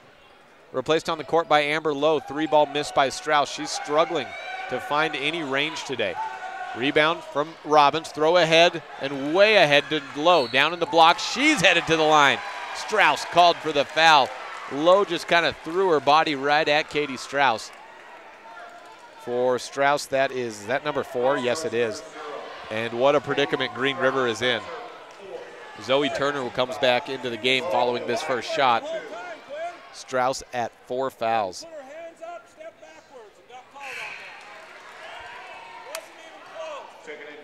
First free throw, no good by Lowe. Free throw makes or otherwise. A gigantic play and turnaround in favor of Evanston. Strauss to the bench likely until the fourth quarter.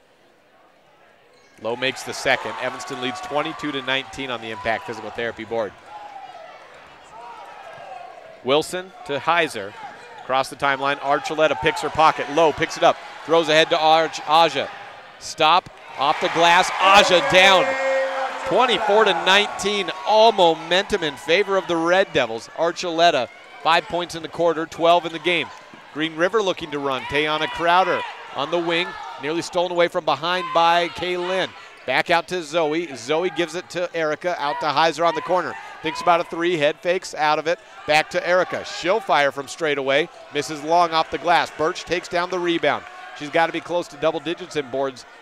Zoe Turner has it. 4:43 left in the third quarter. Evanston up by 5 points, outscoring Green River 7, or make it 6-0 in the third. Crowder, beautiful spin around into the paint, shook Archuleta and had a wide open hook shot.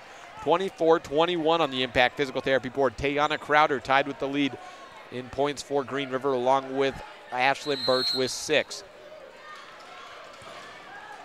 Jeremy Fessler takes a full timeout for Evanston. We'll take it with him. Back in a minute. 24-21 on the Impact Physical Therapy scoreboard. This is a First Bank presentation of Red Devil basketball on KNY and 99.1 FM and online at mylocalradio.com. My name is Dr. Micah Pullins. I'm an orthopedic surgeon at Evanston Regional Hospital. I perform total hip, total knee, and total shoulder replacement. The huge majority of patients of mine that have undergone total joint replacement have been dealing with pain and disability for many years. After joint replacement and recovery, patients are back to doing the activities that they want to do. Light up your world with a custom-built LED sign from Rocky Mountain Sign in Evanston. It's a proven fact that signage that lights up creates more attention. So light it up and then add text, images, and video, and your sign becomes even more powerful. Start sharing your advertising messages and information with your customers today. The team at Rocky Mountain Sign provides all types of quality signage that is custom-built and maintained. Call today for a free quote. Rocky Mountain Sign, 307-789-5202. Rocky Mountain Sign, serving customers in Wyoming, Utah, and Idaho. Evanston basketball 24-21. The Red Devils leading Green River. 4:18 left in the third quarter. Jay Kibbard joining you live on the opening day of conference play for both Green River and Evanston at Red Devil Gymnasium. Archuleta takes a ball at the free throw line, drives into the low post, and again draws contact against 2-4 for Green River. That's Ashlyn Birch. And it's Birch's third foul. Already out of the game and in trouble is Katie Strauss, second on the team in scoring at 12.6. Ashlyn Birch picks up her third foul. Strauss has 4. Birch the leading rebounder and second in our third in scoring at about 10.5 per game. Gutsy call by Coach Carroll to leave Birch into the game. He needs her down low, both defensively in the blocks and offensively, and on the rebounds. Ooh, maybe a late substitution here. Missed shot, so Macy will have to stay on the blocks, or on the scorer's table, and wait for the next dead ball. 25-21, 1-2 trip from the line for Archuleta. 3:54, ball knocked out of bounds, and Amber Lowe was the last to touch it. Turnover forced by Erica Wilson.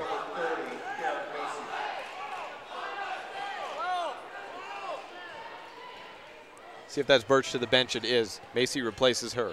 Halfway through the third quarter, and Evanston with a 4-point lead. Green River down 2 of their 5 starters. Novakoski into the game along with Taryn Wagstaff. Wagstaff down low, turnaround shot to Natalie. Hard off the glass, no good.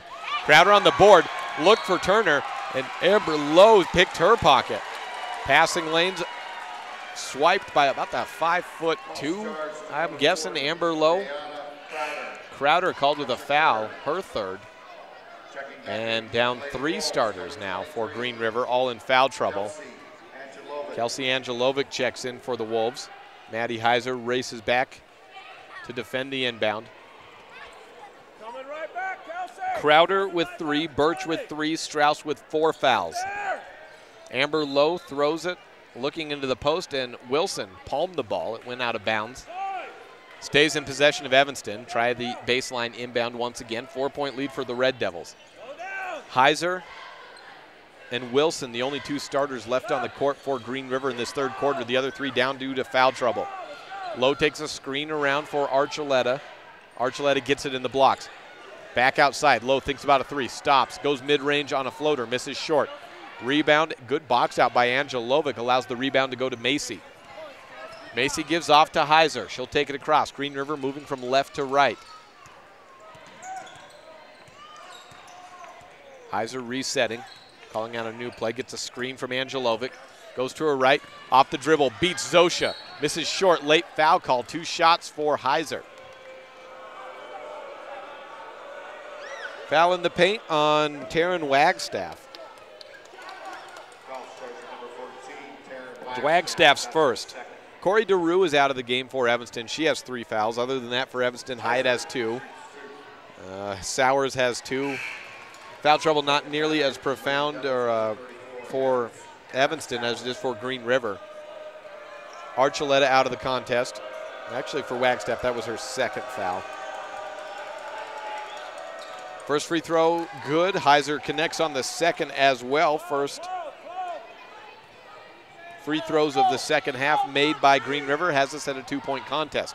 25-23 on the Impact Physical Therapy board. Evanston leading Green River.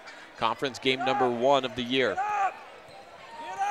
Lowe has it, throws up high to Robbins. Heiser nearly stole it away. Back pass from Wagstaff to Robbins, and then to the near side to the far sideline. Sowers back to Robbins.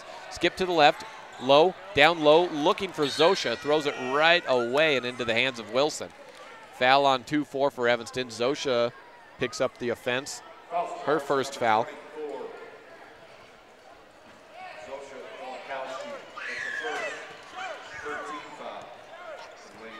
Heiser across the timeline for Green River. 2:22 left. Green River started off on the wrong end of a 6-0 run, but they've climbed back within 2. Heiser to tie it. Misses at the free throw line. Wagstaff rebounds. Evanston on the run. Up ahead, Novakovsky all alone. Left-handed layup, good. Well, she went up on the left side. Actually, it was her right hand that she stopped and popped with. Good either way. 2 minutes left, and Evanston back up by 4 points, 27-23.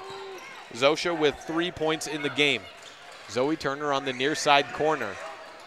Dribbles to her left. Great screen and roll by Angelovic. She doesn't get the ball down to the blocks initially. Heiser looks down to her. Ball goes over her hands. Angelovic backing up. I think we have a foul from Wagstaff. A push on the back down low. Yep, that's the call. Team foul number 4 for Evanston.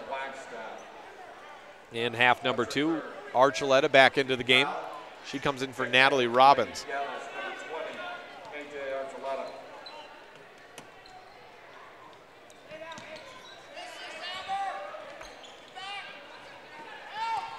Down low, Heiser has it, stripped away. Apparently our camera person never returned. Just a second, I'll see if I can get that going.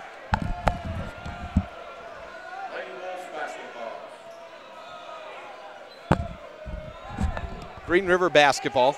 Get that camera back up and running. Apparently it hasn't been going all quarter. I see our camera person just sitting down at the moment. Heiser misses a 3. Wilson turns around, no good. In the blocks. Shot, no good, and no foul. A jump ball called. Hannah Sowers picks it up. Jump ball. Lakeville basketball.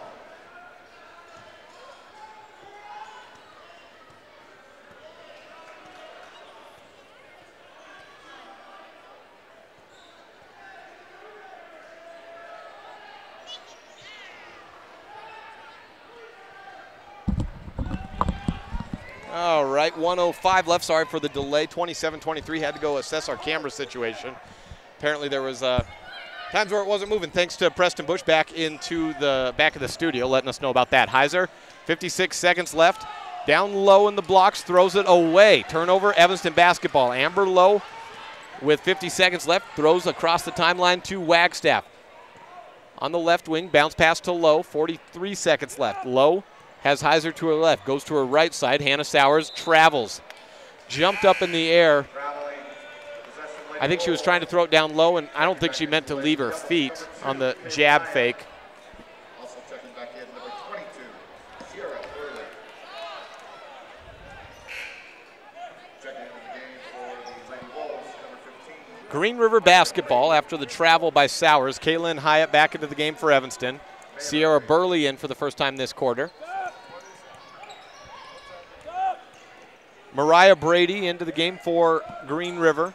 Takes the ball across, gives it right side to Angelovic. Heiser on the wing. 25 seconds left.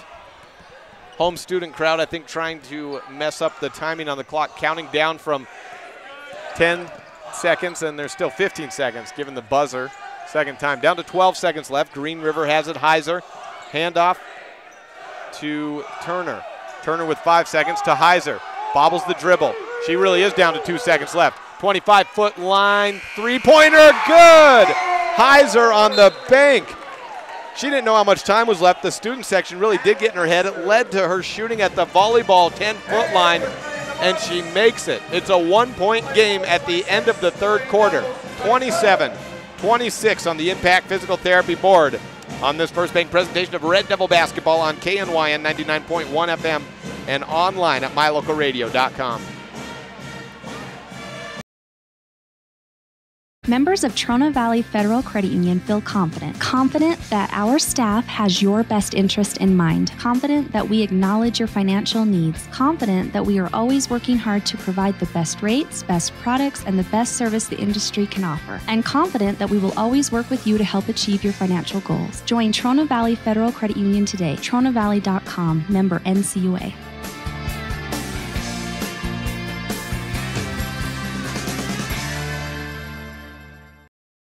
If you haven't seen the huge selection of furniture and appliances at Kazine's, you've got to stop by.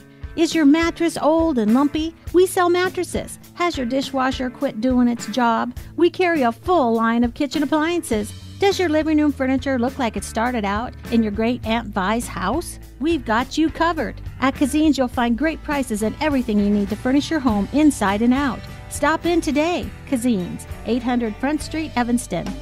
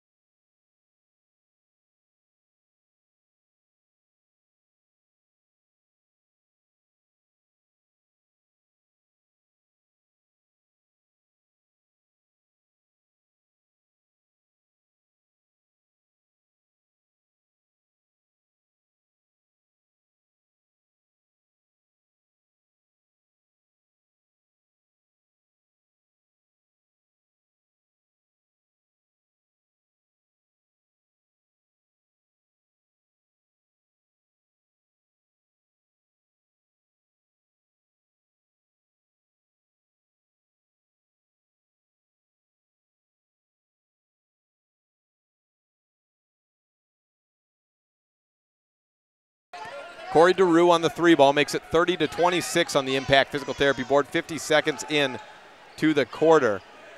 We had audio problems for a second. High-low, Ashlyn Birch gets in front of Archuleta, assisted by Brady. 28 points for Green River. They're down by 2 to Evanston. DeRue hit the opening three of the fourth. Finds Archuleta, then to DeRue on the corner. That's where the spot where Corey hit it on that left corner. Last possession for Evanston. Archuleta bounces it to Hyatt. Hyatt to DeRue. Quick close in on Birch guarding DeRue. That'll keep her off a three-point shot. Birch listed at 5'11", DeRue at 4'11". Bounce pass by DeRue, nearly stolen away by Birch. She picked it back up. DeRue did. Corey open for three. Head fakes. Birch came in quick closing. Catch and shoot by Kaylin. Hyatt banks it from a step inside the three-point line. First two of the game for Hyatt. 6:08 left in the fourth quarter. Near side trap, Macy throws it down the line, and timeout taken by Coach Carroll before the ball was thrown out of bounds. 32-28 on the Impact Physical Therapy board. 1 minute and 56 seconds gone by in the fourth quarter. This is a First Bank presentation of Red Devil basketball on KNYN 99.1 FM and online at mylocalradio.com.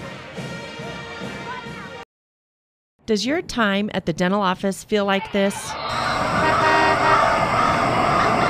Or like this? At Bear River Dental, we do everything we can to help your time at the dental office feel more like this. Call Bear River Dental today at 307-789-5608 to have a dental experience like this. That's Bear River Dental at 307-789-5608. We'll treat you well. Corey DeRue, a candidate for the Dr. McKay Frankham Precision Play of the Game, with the 3 ball to start off the fourth quarter, giving Evanston a 32-28 lead on the Impact Physical Therapy scoreboard. Macy on the right wing.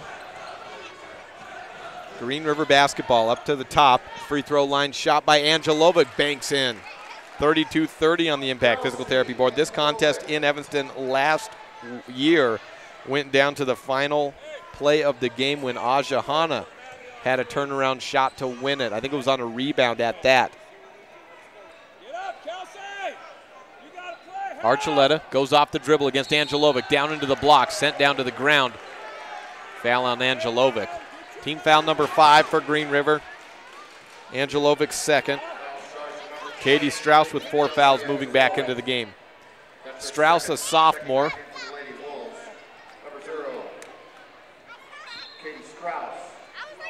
Mariah Brady out.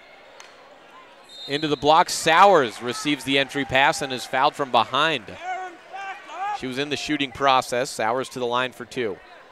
5:31 left in the fourth quarter.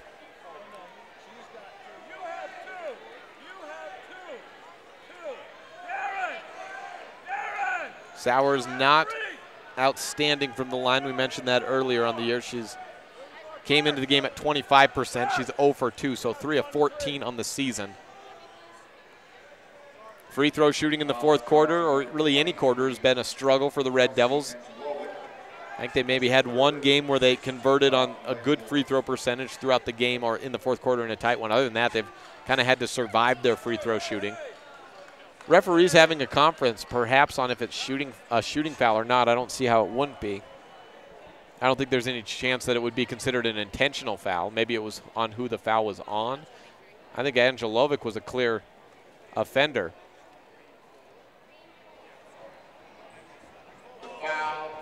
We have a switch. We had a switch on that. Coach Fessler wants it on 20 for it because that would mean it was Ashlyn Birch's 4th. So he's appealing for that. It's currently Angelovic's 3rd. And it's taken away from Angelovic and given to Madeline Heiser. Heiser's first foul. Sowers on the first free throw. Rolls out the left rim. Down to 20% on the year. For Hannah Sowers, 3 of 15. Here's free throw number 16. Well, she hopes it's a make to put her back up to 25. No good. Archuleta on the offensive board, though. Misses hard off the glass. Tumbles down to the ground. Angelovic has the rebound. Her and Robbins tied up. Jump ball. Evanston possession. Jump ball. Green River silent after that play. Evanston student section getting fired up. Great student section for Evanston today. And great road crowd. A lot of Green River fans traveling to get through the bad weather. Angelovic comes out of the game. That was team foul number 6. Fouls have been shut off. I missed who that foul was on. And they're not showing them on the Impact Physical Therapy board. Corey DeRue takes the high inbound, finds Hyatt on the left wing, looking down into the post, not sure she's going to be able to get it to Sowers. Instead, she goes up top to Archuleta, who swings it around to the right side. Foul off the ball. Robbins went tumbling down to the ground. That means she got run over by someone, and she got called for a moving screen. Let's see if that was Birch or Crowder that went through Robbins, but Robbins called for the illegal screen. It's Natalie's second foul. Team foul number 5 for Evanston. 2-point game, 32-30 on the Impact Physical Therapy board.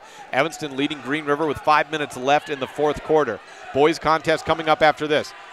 Erica Wilson trapped, gets out of it, finds Heiser, one-on-one coverage on the block. She tumbles down to the ground. A travel on Heiser. Hannah Sowers got a hand on the ball. That kind of redirected where the dribble was headed. Heiser tripped over her own feet and a little bit of the ball. Could have been a foul, could have been a travel. Call falls Evanston's way. 4:48 left in the fourth. Same score, Evanston leading by 2. High post pass to Archuleta. Waits for the defense to collapse in. It's her against Heiser. Turnaround shot from 5 away. Archuleta delivers. Archuleta has 14 in the game. High up to Macy, and Heiser finds Birch at the right wing. Down low to Crowder. Turning around, foul on Natalie Robbins. Crowder can't convert. 2 free throws for Tayana. Foul starts at number 23. Natalie Robbins. That's her third. 16th foul for Lady Devils. 30-second timeout call by the Lady Red Devils. Timeout taken by Evanston. The Lady Red Devils lead Green River by 4 on the Impact Physical Therapy board on this First Bank presentation of Red Devil basketball. Hello, this is Dr. McKay Frankham. Something I've really enjoyed as a dentist over the past 20 years are the lasting friendships that I've formed with many of my patients. My staff is really great, and we try hard to make sure that every patient feels a warm welcome. It doesn't matter if it's your first visit or if you've been with us for years. Every patient is welcome and always appreciated. Our goal is to provide the best dental care possible at reasonable rates. Please call us today to schedule your appointment at 307-789-8910. Go Red Devils!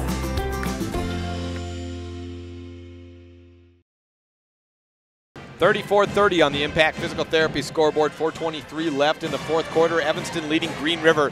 This for the right to call yourself 1-0 in the conference season. Southwest Quadrant, Evanston, Green River, Star Valley, and Jackson. Evanston has Star Valley on Saturday. Green River has Jackson on Saturday. 2:30 tip-off for Green River. 2 o'clock tip-off for the girls in Star Valley of Evanston. First free throw by Tayana Crowder, no good, misses long off the back handle. Crowder with 6 points in the game, bested only by Ashlyn Birch with 8 points. Second free throw, bank shot, good. 34-31 at a one-possession game. Evanston dealing with some heavy Green River press. Bounce pass to Hyatt. She has it knocked out of her hands by Crowder. Ball goes out of bounds on the far sideline, last touch by Crowder. Evanston holds on.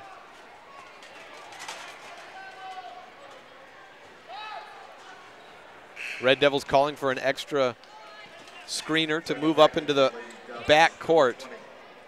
And Archuleta will check in for Zosha to handle that duty. Looking to free up either Hyatt or DeRue for the initial pass. Or go to Archuleta on the jump ball. That's what they do, and she takes it across to Sowers. And Sowers overthrows DeRue. Otherwise, it was all the way open to the basket. Green River basketball, 34-33. 4:15 left, and this has all the makings of a contest just like last year when Evanston and Green River went down to one final shot. Archuleta getting the game winner in that contest. That was a true buzzer beater. It's a walk-off for the Lady Red Devils. Had the crowd storm in on him. Jump stop by Crowder. Looks for the bank. Falls. 34-33. Tayana Crowder on the board.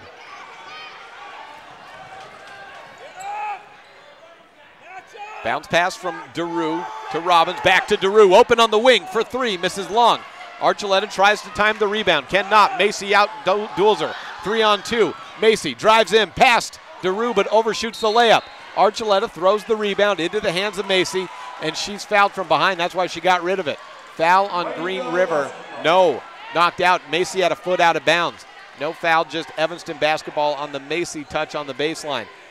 34-33 on the Impact Physical Therapy board. Press on for Green River. DeRue past the sideline. A great seal by Hannah Sowers to take it across the timeline. DeRue has it on the left wing. She'll step up and shoot just inside the three-point line. Nothing but net. A defensive misstep. Corey DeRue was wide open. Heiser was late to close. 5 points in the quarter for DeRue. Has 7 in the game, 36-33 on the Impact Physical Therapy board. Green River's been a great three-point shooting team throughout the year. Macy tries one, misses short. They need one here to tie it. Hannah Sowers on the rebound for Evanston. Robbins on the baseline, guarded tightly, tries to throw it out of bounds off the hands of Tayana. She says no, grabs it up off the ground and puts in the bank shot. Timeout taken by Green River. It's a one-point contest.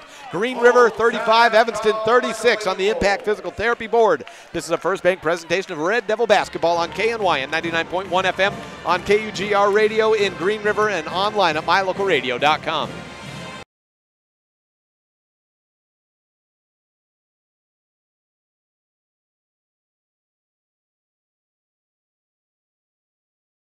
I think another good name for Matt Rex, the owner of T-Bar S Body Shop in Evanston, would be the Anger Eraser. I came out to the parking lot to find a ding and scratch. I was so angry, I went to T-Bar S Body Shop to get a quote and met Matt Rex. He said they would fix it, and he'd even talk to my insurance company. When I picked up my car, it looked great. No stress, no hassle. Matt's friendliness and quality service erased all my anger. When your car gets bunged up, don't get angry, just let T-Bar fix your car.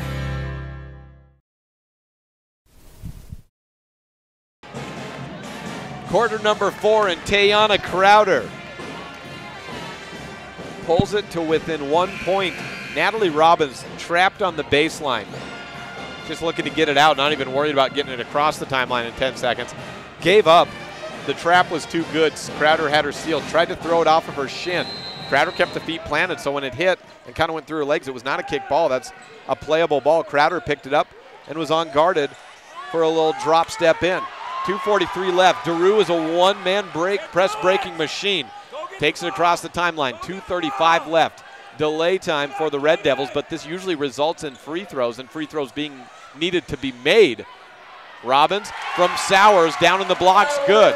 38-35 was going to say if it comes down to free throws, Evanston's going to need to buck their trend as of late of not being able to shoot free throws at a high clip. 57% as a team on the year. 2:15 left, down into the blocks. Birch wide open on the pass, good. 38-37. Perfect entry pass into the post. Archuleta was fronting, so when the pass went over her head, Birch was wide open to the lane. Hannah Sowers across the timeline. Jump stops, uses her pivot foot, finds Hyatt. Baseline drive. Hyatt up, rejected from behind. Strauss playing with 4 fouls, some great defense. Red Devils hold on to it. DeRue on the right wing receives the pass from Robbins. Robbins gets the pass from DeRue at the top of the key. Throws up high back to DeRue. Nearly stolen away. That was a dangerous pass. Heiser tied on DeRue, called for the foul. Corey DeRue to the free throw line for 1 and 1. Fouls charged to number 4, Madeline Heiser. That's her second, 17th foul. Heiser's second foul.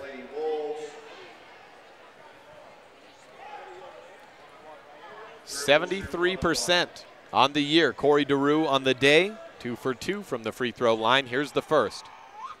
Good. Corey DeRue on the opening award-winning Dr. McKay Franklin Precision Play of the Game of the Year for the basketball season. She's our recipient. Fourth quarter play. Still a couple minutes to go. 39-37. DeRue delivers on the second free throw. 7 points in the quarter, and Corey DeRue has won a pair of movie tickets at Aspen Cinemas as a result of winning the Dr. McKay Franklin Precision Play of the Game. Can go pick them up at Dr. McKay Franklin's dentist office on Monday. Suppose you could maybe go by tomorrow too. He should be open on a Friday. Maybe go back and pick them up. 40-37. Heiser has it on the right wing for Green River, down by 3 points.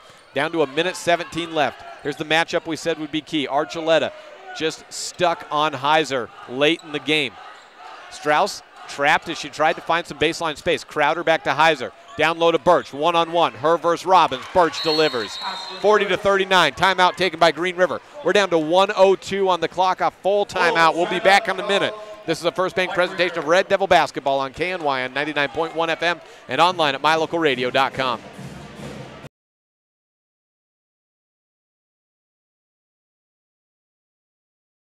At beautiful Bear Lake, skiing, snowmobiling, sailing, and swimming are just some of the fun activities offered to recreationists.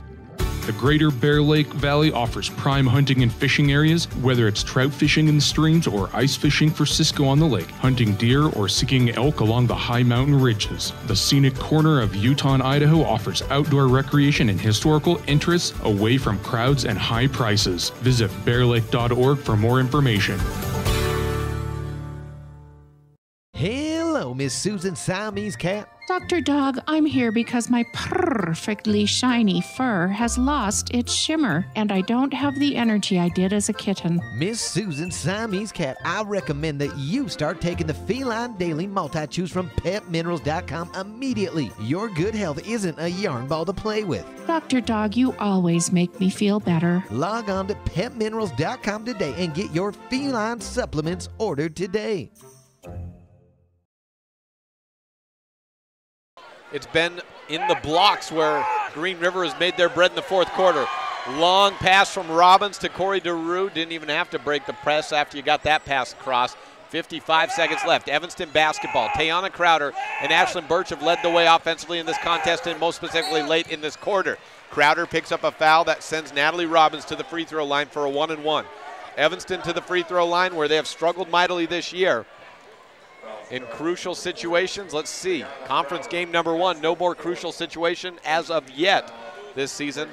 Natalie Robbins, 57% at the line, right? She represents the team average, 17 of 30 on the year. It's her first trip to the line tonight. 4 points on 2 field goals. 1-and-1 is up and no good. Green River with the basketball, 40-39. A chance to take a lead for the Wolves. Heiser has it at the top, 38 seconds left. Are they playing for one shot or are they playing for a good shot? You got to get something, got to be aggressive here if you're Green River. Strauss to Heiser at the top. She bobbles it. Had a chance for a three-point shot. Instead, they have to retry. Down into the blocks. Crowder backing away. Nearly makes it, but misses long.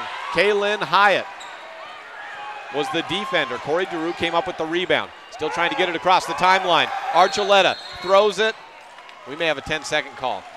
May have a timeout. May have a foul. It's a foul. Who fouled her?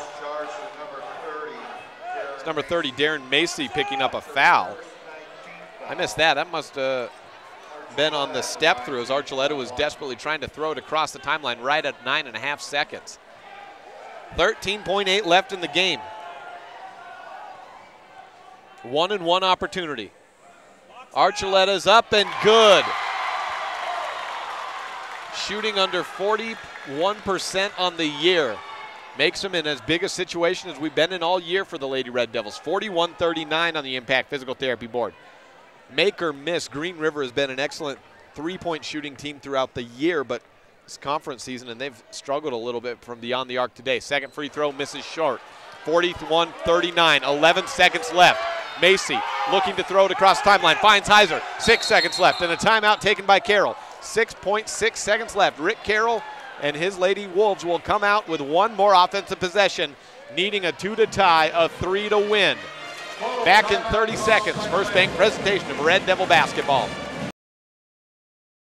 Hello, this is Dr. McKay Frankham. As a dentist in Evanston for over 20 years now, my mission has always been to provide quality dental care for people of all ages at reasonable prices. I'm a detail-oriented person, and it's important to me to stay current on new dental procedures and protocols that can help my patients have the best experience and have the best results. Over the years, I've also worked to keep my overhead low so that I can pass those savings on to my patients. I believe everyone deserves quality dental care. Please call us today at 307-789-8910. 41-39 on the Impact Physical Therapy scoreboard. Evanston leading Green River. 6.6 seconds on the clock. Possession, Green River. A perfect setup to the end of the game, as high as the dramatics can get on night 1 of the conference year.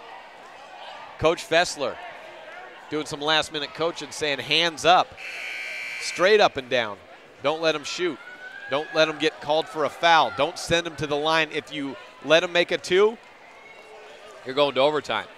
If you let them make a 2 and foul them, you could be going right into the locker room with a loss. Green River has done a fine job hanging around in a close contest and has a chance to tie or win here. 6 seconds left. 5-second clock ticking. To Strauss. 5 seconds left. Off to Macy at the free throw line. Looking back to Strauss for the win. For three. It's no good, and the Lady Red Devils win 41-39. The final on the Impact Physical Therapy scoreboard. Evanston holds off one final offensive throw by Katie Strauss. No good. And the Lady Red Devils move to 1-0 on the conference season. We'll be back on this First Bank presentation of Red Devil basketball next to get you ready for the boys contest live on KNYN 99.1 FM and online at mylocalradio.com.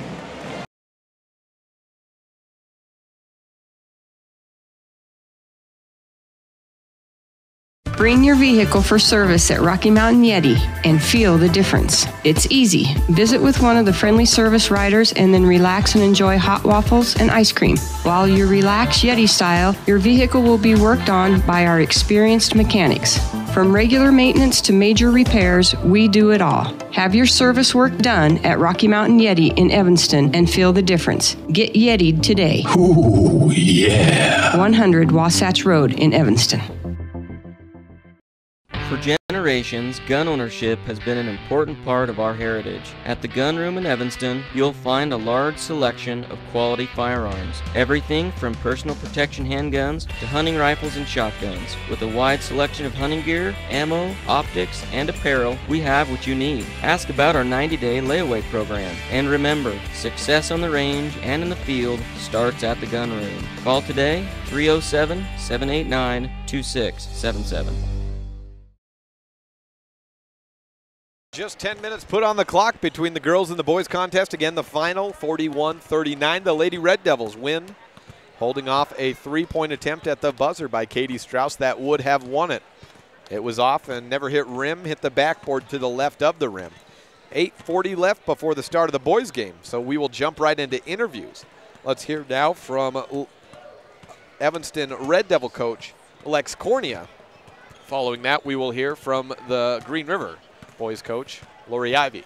This is a First Bank presentation of Red Devil basketball on KNYN 99.1 FM and online at mylocalradio.com.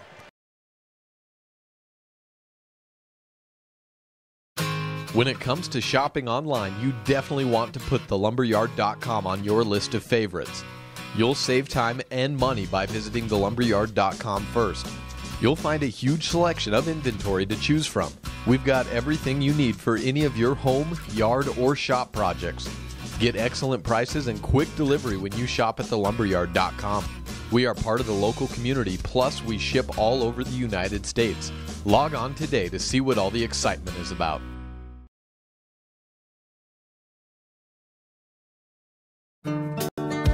Business cards are a powerful and inexpensive way to promote the goods and services you offer. You can design your own cards or have the professionals at Westar Printing design your business cards. Now with same-day and next-day turnaround on all business card printing, you don't have to wait. Get your business cards today. Professional quality, inexpensive prices, and quick turnaround. Visit Westar Printing, 243 7th Street in Evanston, across from the library. Westar Printing, 307-789-5202. Hello, Miss Susan Siamese Cat. Dr. Dog, I'm here because my perfectly shiny fur has lost its shimmer, and I don't have the energy I did as a kitten. Miss Susan Siamese Cat, I recommend that you start taking the Feline Daily Multi-Chews from PetMinerals.com immediately. Your good health isn't a yarn ball to play with. Dr. Dog, you always make me feel better. Log on to PetMinerals.com today and get your feline supplements ordered today. I've Lex Cornea, and we are done with preseason, on to the conference season. Whether that's good or bad for your health, I guess we'll determine that later. But are you glad to be able to wipe the slate clean, sort of? Yeah, and I think our guys buy into that. You know, they understand that everything's water under the bridge right now, and it finally counts. And, you know, mentally it's hard to do that. It's hard when you've been losing games to tell yourself, okay, none of this is counted. It doesn't count for another couple weeks. But hopefully guys can see that, hey, they have an opportunity right now. Everybody's 0-0. And, you know, our first week here, Green River and Star Valley, those are two teams that, you know, we're not playing a Judge Memorial where we're just physically outmatched at a bunch of spots. We're not playing a Bear River, who was the number 7 team in all of Utah. We're playing teams that we know, that we've played before, and we've got every opportunity in the world to go out, perform, execute, and get some wins. Okay, you've been focusing on yourself, but I know you've been watching Green River as well because that's your first conference meeting. So now that we can actually talk and you can actually admit you've been watching tape of Green River, what do you see out of them? You know, they're a lot more balanced than they were last year. They've got a kid in the post, Yeager is his last name, who just really fundamental. He's a little undersized, but a lot of what they do kind of goes through him, and it takes some of the pressure off of their guards. Chase Stoger coming in after 4 years of varsity experience, or his fourth year of varsity experience. He's just really polished, really smooth. And then they've got some kids who, you know, Kyle Ivey was hurt last year, but he's back. Just steady. They share the ball really well. Yeah, they are the best Green River team we've seen in recent memory, and it'll be a challenge. You have Star Valley on Saturday, too. We won't worry about them for right now. You've already seen them. We kind of know what they have out there. I think you're probably expecting them to come out a little better than they did shooting the ball poorly over Christmas break. But looking a little bit closer at Green River, that's a team coming here that has not won a contest in years. Do you think that that plays into your advantage? Well, our home floor is... You know, I don't know how many points it's worth, but it's worth some points. This is a difficult place to play. It's loud. It has a different sight line than most gyms do, with the baskets coming down from the top and the track up top, and it's just an intimidating place to play. You know, we hear from coaches every year how tough it is. It's fun. It's a fun atmosphere, but it's a tough atmosphere to come to Evanston. So I think that plays into our favor. I think that this weekend, you know, Lyman was a good game for us. Just take a breath and say, okay, yes, we can play basketball. We can make shots. We can beat teams. The Mountain View game, I think that showed us everything that we should not do in a basketball game. So if our kids come into this right, I think we'll be okay. You know, playing at home is a huge advantage. I'm glad we're not in Green River for our first meeting with them. I think they've got confidence in this building after Saturday because that was our first home game. So I think they really believe in playing in here.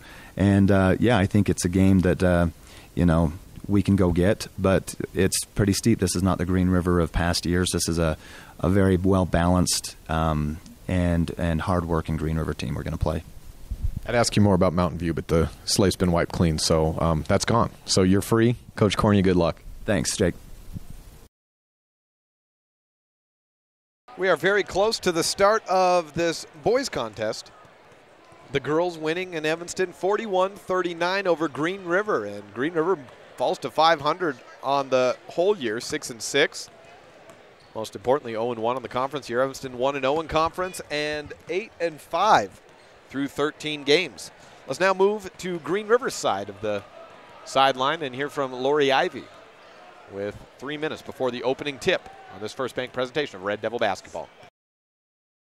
I have Lori Ivey with me, and I want to go back to the very beginning of the season for you this year.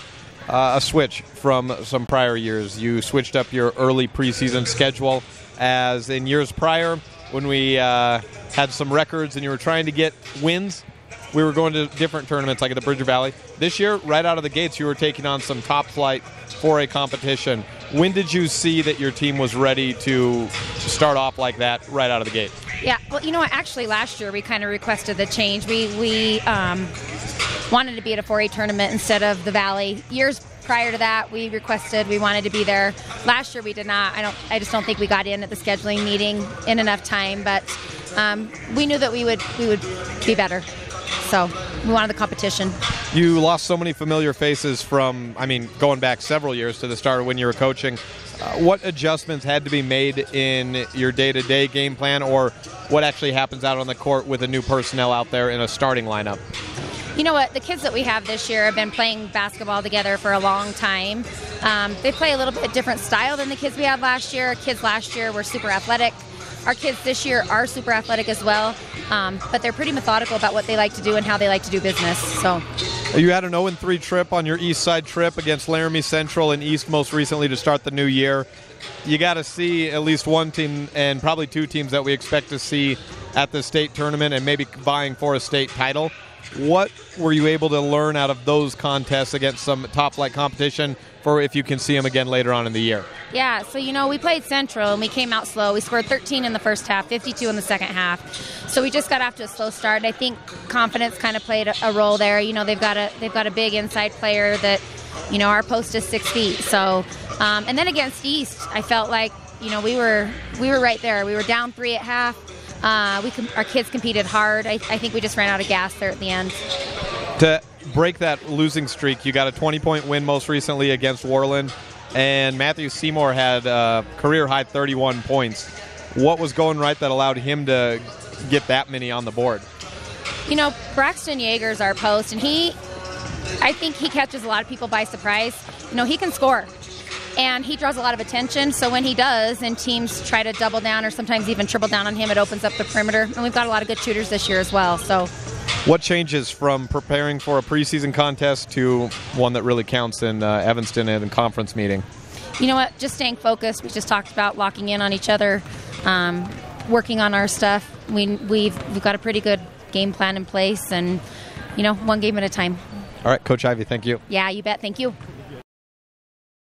Appreciate Lori Ivy joining us pregame. Got her before the contest and had to get her at halftime of the JV game because our boy Colby was playing, and understand that, wanted to watch him play, so she was gracious enough to come over to the scorer's table and join us at the halftime of the JV game and get both sides, which is good because today we're broadcasting for both sides on KUGR, Cougar Radio, and Green River. As always, we're on K9, 99.1 in Evanston, and always as well with the video stream at mylocalradio.com. Starting lineups being announced. Green River is wearing some silver to gray. I guess I'd go with gray maybe, dark silver jerseys, green numerals, black name of Wolves across the chest. And starters for Green River, 6'3" senior, wears number 1, Chase Stoger, leading the way at 14.8 rebounds and 14.8 points and 7.5 rebounds per game. Braxton Yeager in the post, 6' senior post, wears number 13, averaging 14 a game. On the wing, Matt Seymour, 5'10", averages just under 10 a game, had a season high, career high 31 last contest against Worland on Saturday, was it? Grant Cobb, 5'10" senior, wears number 3, averaging 7.3 per game. And Hayden Counts, 6' senior, wears number 15, 7.9 points per game. Evanston starters, Garrett Berger, this 5'7" senior point guard. Brady Hurd, 5'11" senior, wears number 3, he averaging 8.4 points per game. Seth Lloyd, a 5'10" senior, wears number 25, 6.6 points per game. Mason Ellingford, 6'5" junior, wearing number 34, averaging 10.3. And Lance Evans, averaging 5 points and 4.5 rebounds, 6'7" senior post, wears number 35. Those are your starters for today. Opening day of conference for Evanston and Green River. Only games happening in conference for 4A today. We had a couple yesterday on the east side. Got a bunch tomorrow and then Saturday. All the rest of the teams are in competition. Tipping at center court, Chase Stoger and Mason Ellingford. Stoger listed at 6'3", Ellingford at 6'5". Looks about accurate with the two standing next to each other, and Stoger wins the opening tip. But Hayden Counts has it knocked out of his hands, and Seth Lloyd will give the opening possession to the Red Devils. Garrett Berger setting up for the opening possession. Evanston in the white home jerseys moving from left to right. Seth Lloyd on the corner. Throw up top, overthrowing Mason Ellingford and out of bounds. Brady Hurd was racing down to the far sideline trying to save the possession. For not, though. Evanston had a lot of throwaways in the preseason, hoping that bugaboo would not continue into the conference season, but one possession in, that's exactly where they are at. Stoger setting up the offense. A great floor general as a senior, been playing since he was a freshman at the varsity level. Starting off and on, a 6-man last year, and started some games and started the second half in an eventual loss to Natrona County as Green River was trying to get their first berth into state in several years. Nearly came all the way back against Natrona, but ultimately lost at Jackson Hole High School. Stoger on the baseline, turns around, trapped, bounce pass into space, and Cobb picks it up. Finds down low Braxton Yeager for a little push shot up, 2-0 on the Impact Physical Therapy board. Yeager with the first 2 of the game. Garrett Berger looking out to the far sideline. Seth Lloyd has it, has Cobb on him. Ellingford out to the right corner. Garrett Berger had a big quarter against Lyman in the win. Turnaround, looked like he was shooting. Hurd passed it off, bounce pass down low into the blocks. Ellingford saves it, throws it back up high to Lloyd. The Red Devils will reset. Screen from Lloyd at the top of the key. Screen for Lloyd from Ellingford, from Evans. Gives it off to Evans. He airballs the 3 attempt. I guess it wasn't completely air, but never came anywhere near the rim. Hayden Counts on the run. Throws off right side to Cobb, but miscommunication as Stoger was cutting in.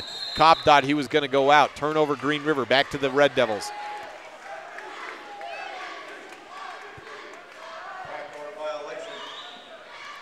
One and a half minutes gone by in the opening quarter. Green River up 2-0. Cobb defending, Seth Lloyd inbounding behind the timeline. Garrett Berger takes it across. Tries to find some space. Picks it up at the elbow. Hurd, straightaway 3. Bounce off the glass, no good. Stoger, tough rebound over Ellingford. Underhand throw. Finds Cobb.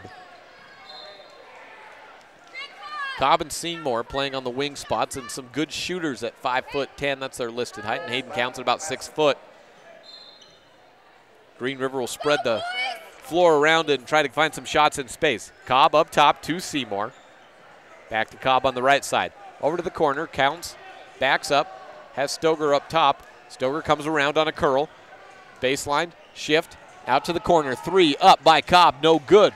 Tough rebound by Evans, skying above the much shorter Hayden Counts. Berger pushing the tempo. Up ahead to Hurd. Up and under, shot rejected by Stoger. Picked back up by Brady. Out to Garrett, foot on the line for a long 2. It's good, but they count it as a 3. I saw his foot on the line, but they'll give it to him. I think his dad saw the foot on the line too, but hey, there's no replay in high school basketball. A 3 is a 3 is a 3, and it's 3-2 on the Impact Physical Therapy board. 2.5 minutes gone by in the opening quarter. Garrett Berger has all of the offense for Evanston, and for Green River, it's 2 points off a push shot by Braxton Yeager. Yeager has it at the top, throws back, step back shot from Stoger. Athletic move, but the shot's just a little bit too long. Rattles out on 2 bounces. Berger again pushing the tempo. Ball poked out from behind. Gets it back. Lloyd on the left corner, but gives it back to Garrett Berger. Evanston resetting. 5:05 left in the first. Berger to the far sideline. Lloyd looking for a passing mate. Down low to Ellingford. Past Ellingford was a little bit short. Got poked up by Stoger and out of bounds.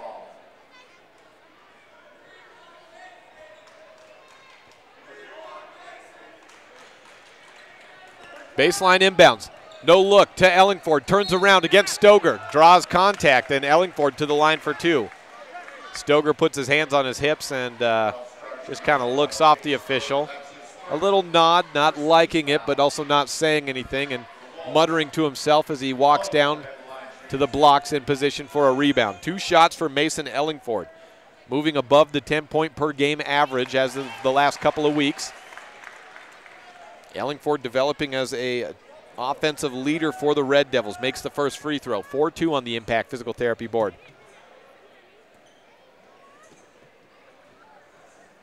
Second shot falls out. Stoger on the board. 4-2 on the Impact Physical Therapy scoreboard. Seymour across. Stoger on the pass down low to Yeager. He turns around, steps through, left-handed hook shot, no good. Trying to move or discombobulate Lance Evans. Thrown out of bounds off the foot of an Evanston player. Out of bounds. Green River basketball has to inbound right into the heart and teeth of the student section. To the corner, Stoger has it. Looking for Yeager, has to pass off. Cobb back to Stoger on the far right corner. Seymour at the top. Dawson Crofts has moved into the game for the first time today, as well as Chris Moeller. Ball knocked out of bounds, and Stoger lost control of it. Bad pass from Seymour. 4-2 on the Impact Physical Therapy board. Crofts gets the pass, up ahead, misses a layup, short on 2 steps. Stoger up ahead. Across the timeline himself. He's been pushing the tempo, as has Garrett Berger for the Red Devils throughout this contest. Finds Grant Cobb out on the corner for an open 3. The make and then the timeout by Coach Ivy. Half timeout, 30-second timeout for Green River, leading 5-4 on the Impact Physical Therapy board. This is a First Bank presentation of Red Devil basketball on KNYN 99.1 FM. It's important to feel like you belong. At Trona Valley Federal Credit Union, we understand the value of connection. When you become a member, you join our family. You become an owner of a not-for-profit financial organization, and your success becomes our success. We give back to our members by offering lower loan rates, fewer fees, higher yields, and more products and services. Become a member of Trona Valley Federal Credit Union today, and let's work together to reach your financial goals. We're a caring partner here for you. Member NCUA.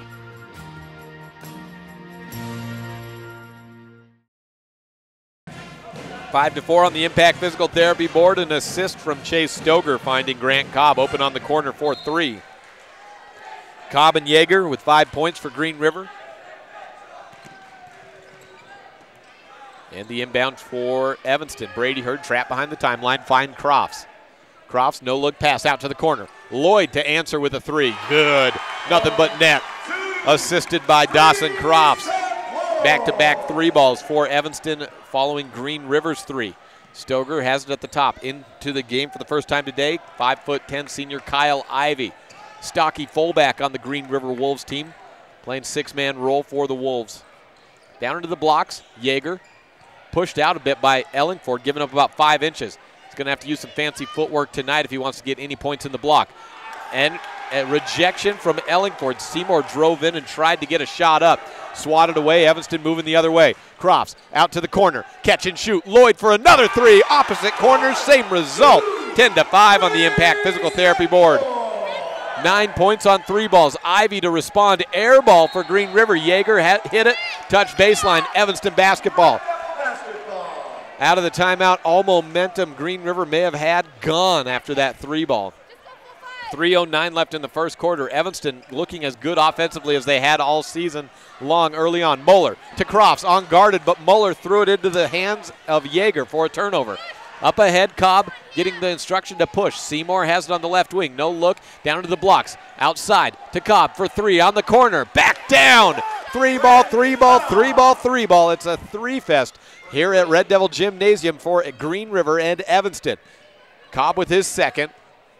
6 points for him. Brady Hurd with the ball. Hayden Counts moving to the scorer's table to check in at the next dead ball for Green River. Ivy guarding Hurd. Dribble drives into his left. Dishes back outside. Lloyd looking aggressive as he has all season long. Drive into the paint. Down on the shot. We haven't seen Seth this aggressive offensively, and it looks like a different Red Devil team as a result. He has 8 points in the first quarter, and the Devils lead 12-8. Lance Evans was out of the game. He'll move in, as well as Garrett Berger at the next dead ball. Backup shot. Yeager wants it from the elbow. Hits the rim twice, falls out. Mueller had the board, but an off-the-ball foul on Brady Hurd, knocking Chase Stoger down to the ground. Will give the ball back to Green River.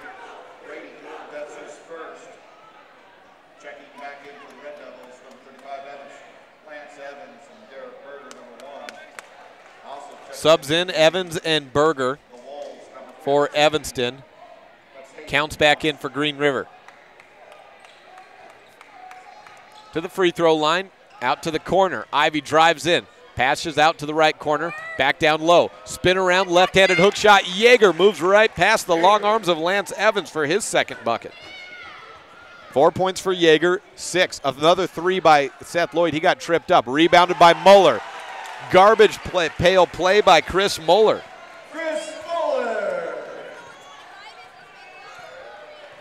14-10. Stoger fakes a 3, finds Cobb. Out to the corner. Ivy, dish down low. Back to Yeager. Dish to the right. Fakes right. Fakes left. Goes right. Push shot. Good by Yeager. He's working well against Lance Evans, and Green River giving up a ton of height to the Red Devils, but they've been giving up a ton of height to most teams in the paint all year long and has been working. Yeager averaging about 14 per game. Seymour at the scorer's table to check in at the next dead ball. Crofts has it on the corner. Drives into the elbow, spins around, runs out of real estate, gives it back to Lance Evans. 1:05 left in the first quarter. 14-12 on the Impact Physical Therapy board. Coach is calling for patience on Evanston's side. Lance Evans has it. 5-second clock ticking at the 25-foot line. Lloyd loses the dribble, gives it away to Counts. Crofts running, trying to shade and stop the Counts play. Fouls him from behind. Hayden headed to the line for 2. Hayden Counts on the season, averaging just under 8 points per game. At the free throw line, he's just 14 of 29, though. Second team foul for the Red Devils. First foul on Dawson. 2 team fouls for Evanston is all. 1 on Hurd, 1 on Crofts. Checking in for the Red Devils, number 3, Brady Hurd. Seth Lloyd out of the game. Brady Hurd in. 50 seconds left in the first. Counts good on 1 of 2. Misses the first, makes the second. 14-13 on the Impact Physical Therapy board. 40 seconds. Again, calling for patience, Coach Cornea. See if the Red Devils respond and can hold on this time. Crofts on the right wing at 35 seconds left. Gives back up top to Berger. Berger to his left. Handoff to Hurd. Hurd looks back to Eric Quinney, one of the referees today, to see if the 5-second clock's ticking. It's moving on and off depending on the time. We're at 4.5 seconds. He gives off to Berger. 15 seconds left in the quarter. Berger down low to Evans. Steps through. Rejected by Ivy, but called for a shooting foul. Ivy had hand on the ball, but also got a hand on the wrist of Evans. Puts Lance to the line. Braxton Yeager will check in following the first free throw. Evans with his first scoring opportunity of the day makes his first. Red Devils leading 15-13 on the Impact Physical Therapy scoreboard. Leading scorer in the game on the girls' side in a 41-39 win, Evanston over Green River. It was Aja Hana Archuleta with 16 points in the game. Second free throw by Lance, too long. Crofts and Stoger battling for the rebound. One by Stoger, ahead to Counts. Seymour for three at the wing, misses it. Rebound by Muller, and at the buzzer, a shot goes up late by Garrett Berger. 15-13 the score at the end of one quarter. Evanston leading Green River on this First Bank presentation of Red Devil basketball on KNY on 99.1 FM, Cougar Radio in Green River, and online at mylocalradio.com. You're in good hands when you choose Dr. Stosage and Dr. Buick at Wyoming Dental Specialties for dental implants and wisdom tooth extractions. They work with passion and focus. They use techniques and technologies that are modern and precise. With 2 decades of experience, their skills are highly specialized. If you need teeth extractions or dental implants placed, come see Dr. Stosage or Dr. Buick at Wyoming Dental Specialties, 50 Park Road, or call us at 307-789-9034. If you want your truck to really catch the eye, have the professionals at Plains Tire in Evanston install a custom lift kit with new tires and wheels. We've got a huge selection to choose from, so no matter what your style is, we've got the tires and wheels to make you smile. The way your truck looks reflects on you. Get the reflection you want with a lift kit, new tires, and wheels from Plains Tire in Evanston, the tire professionals. 157 Bear River Drive. Stop in today.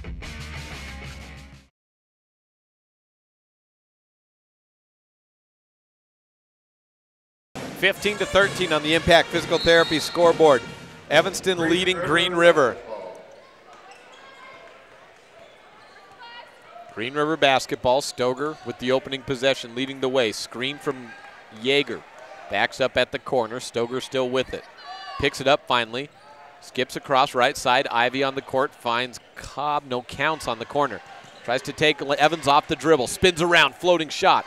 No good. A little bit short. And I think he heard footsteps with Ellingford coming in late. Rebounded by Evans. Evanston pushing the tempo again. Down low from Crofts to Ellingford. Good. And the foul. Count the assist to Dawson Crofts, his second of the day. And Ellingford back to the free throw line. 17-13 on the Impact Physical Therapy board. Chase Stoger with his first foul. His second foul. He has both of the fouls for 2 out of 3 fouls for Green River. Grant Kopp to the line, or to the scorer's table, with Ellingford to the line. And one falls down. That'll allow Kopp to get into the game for Stoger. Gut check time for Green River. Chase Stoger on the bench for the first time today with 2 fouls. And down 18-13.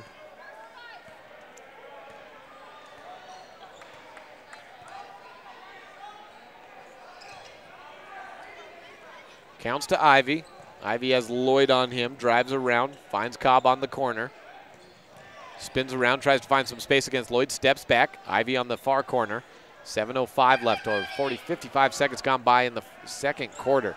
To the left side, counts, takes Lance off the dribble, spins around, picks it up, gives it to Cobb. Cobb back to Counts, down low. Yeager looking to go to work against Ellingford. Fading away on a hook shot, it falls. Braxton Yeager, a 6-foot post, and that 6 foot, you know, at some levels, that'll be the tall guy, but high school, Wyoming 4A, you're going to have to be crafty, and that's exactly what Yeager's done. Outmatched in just about every size competition in the state at the post level. Crofts for 3, misses off to the left, Hurd on the rebound. He's been able to get 14 a game up, and Hurd on the putback gets 2 back for the Red Devils. Brady Hurd with his first 2 of the game. Impressed by Yeager. A lot of fadeaway hook shots. Really relies on that scoop to the left or to the right. Can finish with either hand and is patient. Waiting to get the player into the air is what his MO appears to be.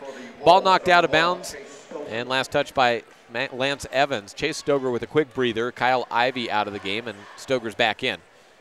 20-15 the score on the Impact Physical Therapy board. Seymour has it poked out from the hands of Crofts.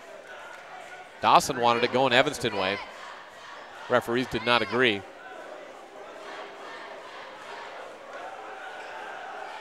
Seymour to the corner, finds Stoger. Stoger back to Seymour on the wing. Drives in, free throw line, outside, counts for 3. Was going in, fell out. Yeager rebounded, draws contact against Ellingford. 2 shots on the miss. Ellingford's first foul. Starts at number 32, Mason Ellingford. That's his first 13th foul from Red Devils. Yeager at the line shooting 2. Yeager at the line for the first, misses.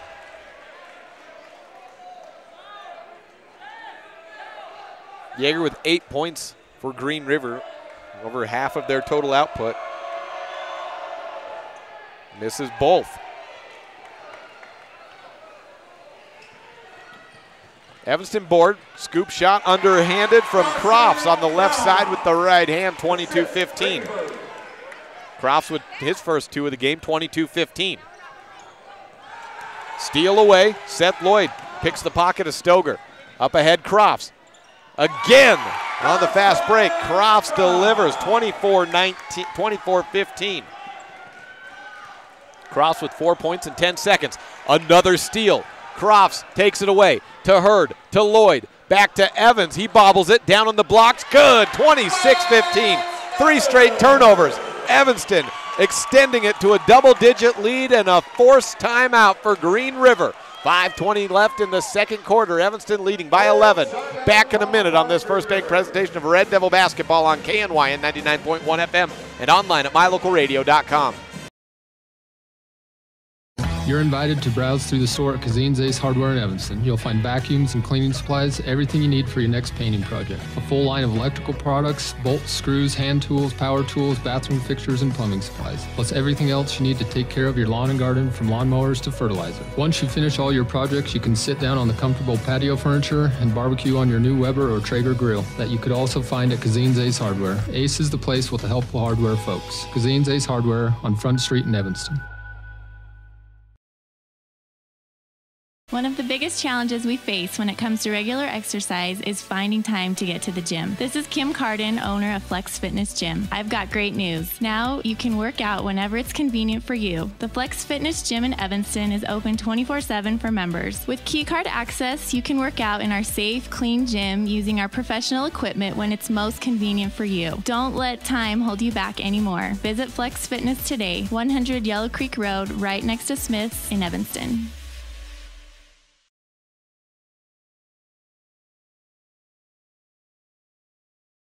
Back underway at Red Devil Gymnasium. Jake Hibbert bringing you Green River versus the Red Devils at Red Devil Gymnasium on opening night of the conference season. Yeager to Stoger, down low, then back to Ivy. Green River with possession. 3 minutes gone by in the second quarter. The Green River Wolves down by 11. 6 straight points off of turnovers preceding that timeout by Coach Lori Ivy. Stoger into the paint, looked to dunk it. He wanted to bring the house down. Ellingford had other ideas. He's called for a foul, and Coach Corney is saying it was all ball that sent Stoger down to the ground. Stoger elevated, and with one arm, he was cocking it back, looking to dunk right into the face of Ellingford. He's to the line for 2. With 2 free throws will be good for the same a dunk would have, but not nearly as much as worth as much in the momentum department. Stoger misses the first.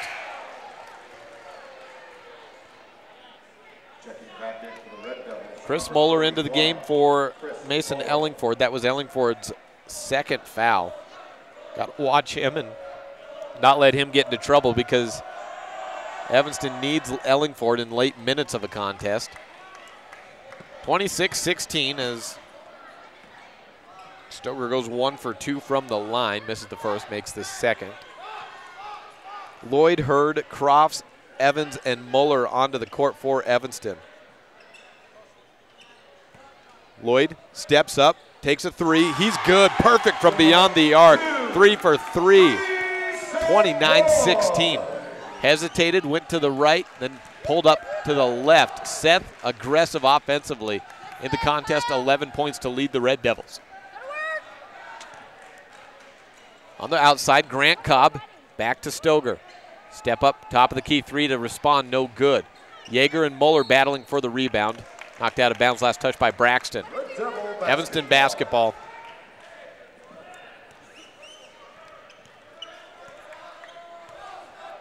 Seth Lloyd taking it across, 4 minutes left in the first half. The lead only extending for the Red Devils. To Crofts on the left wing, back to Lloyd at about the mid-court circle. 3:50 remaining. Crofts steps into the elbow, pulls up from 15 feet, misses long. Cobb on the board, had the ball poked out by Evans, picked it back up, then found Stoger. Cobb on the right wing, drives past Crofts, and a kick ball violation or a foul? No, Reach got called for the knee into the body. Dawson Crofts with his second foul. Dawson Crofts. That's his second. Team foul number 5 for Evanston, just 3 for Green River in the half. Inbound to the corner. Counts has it. Back to Stoger. Ivy to Counts at the top. Swing to the right side. Stoger looking down to Yeager in the post. Has a mismatch. Him versus Muller. Left-handed floater, no good. Rebounded Green River, still on the battle, and poked away by Berger and picked up by Seth Lloyd. Evanston basketball. Lloyd pushing it up ahead to Berger. He'll go far sideline, back to Lloyd, then back to Berger. So they're slowing it back down after looking for any possibility of a fast break attack. Hurd to Berger. Back to Hurd on the right wing. Beats Counts, trying to steal it away. At the elbow, finds Lloyd. 3, number 4, will it go? No, finally misses one. Rebounded by Evans, though. Up and back to the line. Lance Evans playing tough in the paint. Rebound by Lance Evans, and he weathered one strip attempt. Had a couple of defenders, hesitated, didn't go right up, was patient. Didn't make it, but he's back to the line. First foul on Hayden Counts. Free throw by Evans is good. 2 of 3 from the line today. Evanston about 2 for every 3 on their free throw attempts in the game so far. Second one, good as well. Evans 2 of 2. And he has 7 points. 31-16 on the Impact Physical Therapy board. Cobb, baseline drive. Yeager has to toe the baseline to keep it in bounds. Finds Stoger at the free throw line. Out to the corner. Back to Counts. Counts with Evans on him, backing up. Here comes the trap. Bounce pass to Stoger. Right wing 3. Misses short. Missed almost completely. Muller on the rebound. Berger takes the pass from Muller and will walk it across. Pressure from Cobb. Takes it across, then to Hurd. Back to Berger. 2:10 left. And a timeout taken or a foul. A foul on Grant Cobb reaching in on Garrett Berger. Foul number 6 on Green River. Cobb's first. That's his first 15th foul for the Wolves.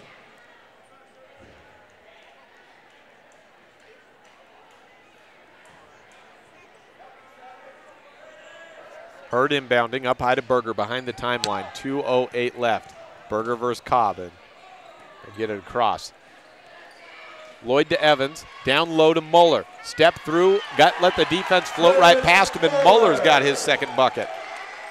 33-16, Muller from the right blocks. Had Yeager coming in from behind. He hesitated and let Yeager fly right past. Foul off the ball. It's number 6 on Evanston. Muller picks up the foul. Number 31, Chris Muller. Got caught hand fighting down in the blocks, his first. 16 foul for the Red Devils. Evanston with nearly double Green River's score. Yeager loses it. Got the pass inside and stripped by Seth Lloyd. 1:40 left. Berger's pocket picked by Counts. Layup back up for Green River. That's something that they can get offensively. It's been a rough go of it. 3 points for Hayden Counts. 15-13 at the end of the first quarter. Foul on 2-2, I guess. It was on Kyle Ivey. 1-1 free throw upcoming for Seth Lloyd. Ivey's second foul.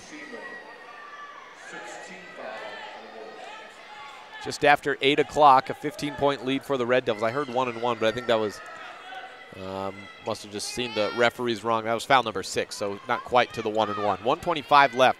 Hurd across the timeline, getting the pass from Seth Lloyd. Down low, Lloyd in the blocks, playing in the post. Loses it, poked out. Hayden counts again on the run, has 3-on-1. Hurd trying to draw a charge, does. Counts went up, missed the shot, and Hurd had to sell it. He was definitely flopping a little bit in the blocks there. The referees said it was enough. Coach Ivey's mimicking the move of Hurd, and I think the referee agreed to a point and said just got enough contact, though, to warrant the charge. 33-15 on the Impact Physical Therapy scoreboard. Evanston basketball, under a minute to play. See if Drew Gibson can get in before the end of the quarter. He's moved to the scorer's table for Green River. Berger has Seymour on him. Picks up his dribble, finds Hurd just at the midcourt line, then to Lloyd. Lloyd with 11 points in the first half for the Red Devils, leading them offensively. 33-18, as good of a first half as we've seen for Evanston against Green River in the first conference game of the year. Green River historically, has, at least recent history, last 10 years, has struggled coming to Red Devil Gymnasium in most every contest we've seen. Garrett Berger drives past Seymour and trying to strip him out from behind. Seymour sends Berger to the line for a 1-1. Seymour's first foul. Drew Gibson does come in, replaces Hayden Counts. Berger at the line shooting 1-1.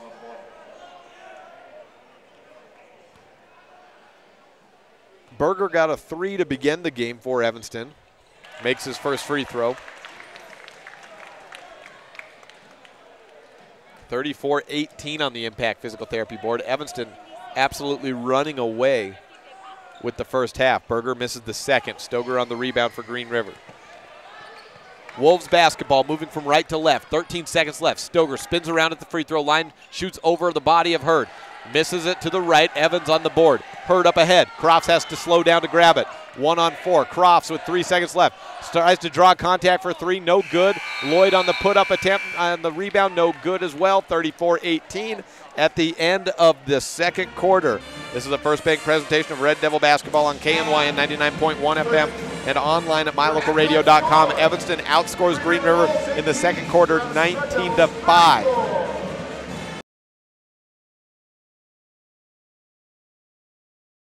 When you run a farm or ranch, you understand how important water is when it comes to your animals. Not only does it matter for the overall health of your animals, but it directly ties to your bottom line.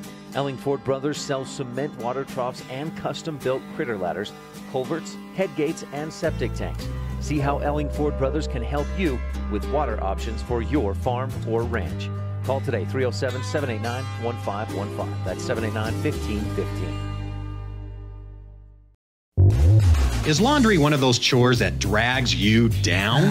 Let Joe's Modern Cleaners come to your rescue. Take advantage of their wash and fold service. You drop it off and pick it up. The rest is done for you. Or you could take all your clothes to Joe's, load them up into the multiple washers, then dry them in the multiple dryers, and do all 10 loads in the time that it would take you to do 2 at home. Ask about all our other laundry options at Joe's Modern Cleaners, 624 West Cheyenne Drive in the Frontier Square. Take all your clothes to Joe's. From Randolph, Utah to the Uinta Mountains, from Lyman to Evanston. Whenever you have plumbing, heating, or air conditioning problems, call Landmark Plumbing and Heating at 307-789-8793. Regular office hours run Monday through Friday, 8 a.m. to 5 p.m. But we also offer 24/7 emergency service. Do you need a new septic system, water heater, or furnace? You can trust Landmark Plumbing and Heating. Program our number into your phone right now, 307-789-8793. Landmark Plumbing and Heating. When you need us, we'll be there. Sometimes when you're shopping for a vehicle, you're not sure what you want, so you drop by and look at all the options. Other times you know exactly what you want. At Auto Farm Castle Rock Chevrolet, you can call us or schedule a test drive online. We'll have it ready when you get here. We're here to help you get exactly what you want on your schedule. So whether you want to browse or pre-schedule a test drive, Auto Farm Castle Rock Chevrolet is here for you. 624 Front Street, Evanston. We're a different kind of dealer.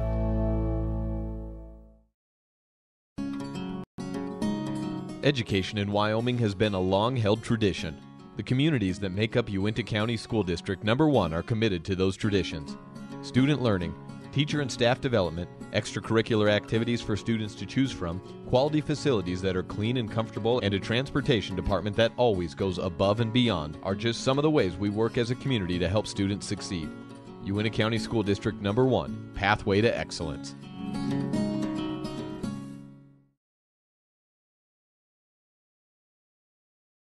Joined at the half by Jeremy Fessler, head coach of the girls program, which has just advanced to 8-5 on the season and 1-0 in the conference year. We'll get to him in just a bit, running through your scores right now at the first half. Seth Lloyd leads everyone with 11 points, followed with a lot of 4-point guys, Dawson Crofts, Chris Muller, Mason Ellingford, and Garrett Berger for the Red Devils. 5 points from Lance Evans, 2 from Brady Hurd, and on Green River side, 8 from Braxton Yeager, 6 from Grant Cobb, 3 from Hayden Counts, and 1 for Chase Stoger. Now let's go back to the girls. Coach Fessler, you did it again. That's all I could say when you walked up here. These Green River games, I mentioned at the end of the, beginning of the game, in the middle throughout when it was staying close. Last year it came down to that last second putback shot by Aja, and it looked like it was going to be the exact same sort of game again today, and that's how it was. You weathered the storm, and Katie Strauss misses a 3 at the end to win it. And so you guys come away victorious. Yeah, you know, every game with these guys is a battle, and it's fun. It's fun for the crowd. It's fun for our girls. And, you know, I'm just very proud of our defensive performance. I was worried about their pick and roll, and I thought we were going to have to go to zone, but we handled it at the end. We got a little mixed up at the end on that stuff, but for most of the game, we were right where we needed to be. And when you can handle a team, they've got 3 girls that are averaging about 34 points, which is about what we average as a team. Yep. So I thought it was an amazing performance by our girls, and I'm so happy for them. And we got it in the 30s for the shooting percentage, and we actually put 40 points on the board. And against good teams like that, you got to get there. You know, it's that number, and you'd love it to be a little bit higher, but really for your girls, hold them below 40 and you have a really good chance. And today that's right where you held them at, 39 points, kept them below. And when you do that, you usually win. When you go above, it's when the losses start piling up.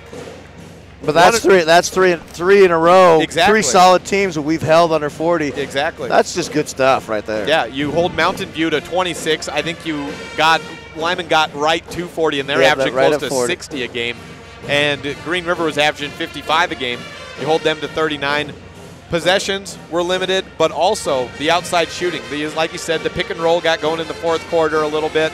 But outside shooting, those girls that were shooting 50% and 33% combined, they didn't hit a single 3 all game, I don't think. Yeah, we were out on the zeros shooting 33%. Yep. And then Heiser shooting 50, and we were very conscious of where she was, and we put our best kids on her, and we rotated through there. Game plan was to keep her out of the paint because she dishes so well and finds the open girl, and we did a great job at that. First half, they didn't make many shots, but we got good looks. We got the ball in the post. Our posts need to finish better. But, you know, if we make more baskets in the first half, we got a little bit of lead there. So we still got work to do, but, you know, you take these victories because they have a lot coming back from last year. They were all injured. Yep. And so when that happens, then their bench has to play all of last year. And then the starters come back, and the bench girls were starters last year. So they got some solid kids, so it's a good win. And I misspoke. Maddie Heiser did get 1-3 in, but between Katie Strauss and Maddie Heiser, which combined averaged 25 points per game, Heiser got 7. Strauss did not score today.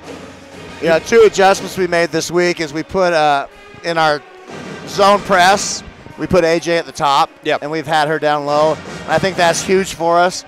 And then when we get into that offense, where they're playing a one-man front, 1-3-1, we moved Corey to the corner and brought AJ up because AJ can see over top, and then Corey can get those corner shots. So I think those were 2 very good adjustments that we made from last week to this week because we knew we were going to see that 1-3-1 at some point. You move right into Star Valley on Saturday after a day off tomorrow. And that's a team that got a little bit more on that. I don't think they got exactly their season average, but it's not a group of scorers for well, it is a group of scorers for Star Valley. There's not a couple of girls. Exactly. They're all putting 7 to 9 points per game. And those are the dangerous teams. Yeah, because you're not looking to stop one player. Yeah. You're looking to stop 6 or 7 and hope to shut down maybe 3 of them. Yeah, and number 14 hurt us last time. She hit 4 threes. And they've got a little set that we've already got taken care of. We're going to take care of that little set. But yeah, Star Valley's tough. They returned seven seniors that were juniors last year, and they all played the entire year. So they've got experience. They're just a tough team. I don't even know what they're ranked. I didn't look at rankings today. They're top 5.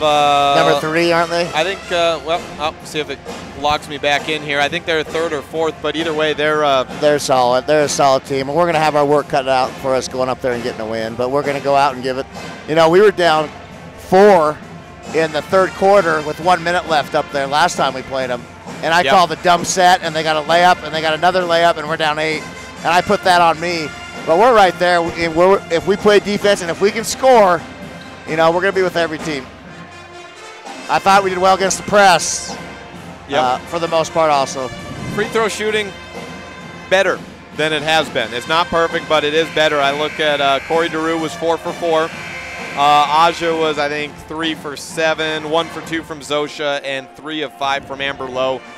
It was better than it has been. We made enough at the end. Yeah. Mountain View, we just clanked everything up there. This one we need to be better. Nat missed one, AJ missed one, but we need to be better. But it was better that got us that win. 8-5 through 13 games. Yeah, that's pretty. I like that number. We knew it was going to be a transition, so we're still working through things. But 8-5 is a good record for us right now. You move in 1-0 in the quadrant play. Most importantly, now on to Star Valley. We talked about them. It's really going to now be the grind of you get these teams at home, but on the road against Green River, it's going to be that whole advantage that we had today with the student sector. That's going to flip over, and you're going to have those girls react in pressure situations when the crowd's not on their side. Yeah, and we'll see how that goes. But I want to thank everybody for coming out. The band especially, they do a great job getting everybody pumped up, and our crowd is loud, and it's just a fun atmosphere out here. I was hoping to see if it'd load up Star Valley. Right. They're ranked. They're good. 4. I think they're 4th this year. Yeah. Coach Fessler, thank you. Okay, thank you. Again, the girls go 8-5 on the season, 1-0 in conference play after a 41-39 victory over Green River. Final on the Impact Physical Therapy Board, 30 seconds before the start of the second half for the boys. We'll be back in that time, and this First Bank presentation of Red Devil basketball on KNY and 99.1 FM and online at mylocalradio.com. Hello, this is Dr. McKay Frankham. As a dentist in Evanston for over 20 years now, my mission has always been to provide quality dental care for people of all ages at reasonable prices. I'm a detail-oriented person, and it's important to me to stay current on new dental procedures and protocols that can help my patients have the best experience and have the best results. Over the years, I've also worked to keep my overhead low so that I can pass those savings on to my patients. I believe everyone deserves quality dental care. Please call us today at 307-789-8910.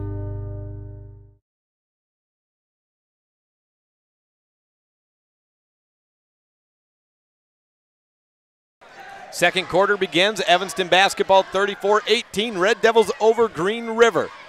Seth Lloyd takes a deep 3, air balls. It may have been actually a back cut there. They may have been trying that. I'm not sure if it was a make or a big miss or just a missed back cut by Brady Hurd to get the alley-oop from the backside. Corner 3 from Counts goes off the front iron. No good. Brady Hurd on the rebound. Finds Berger. Same starters out for Evanston and Green River to reset the second half. Evanston moving from right to left in the home white jerseys, red numerals. Garrett Berger, Lance Evans, Brady Hurd, Seth Lloyd, and Mason Ellingford. Defending for Green River, Braxton Yeager, Chase Stoger, Matthew Seymour, Grant Cobb, and Hayden Counts. Up top, wide open for 3. Seth Lloyd misses long. Skying up to get the board. Stoger turns and moves.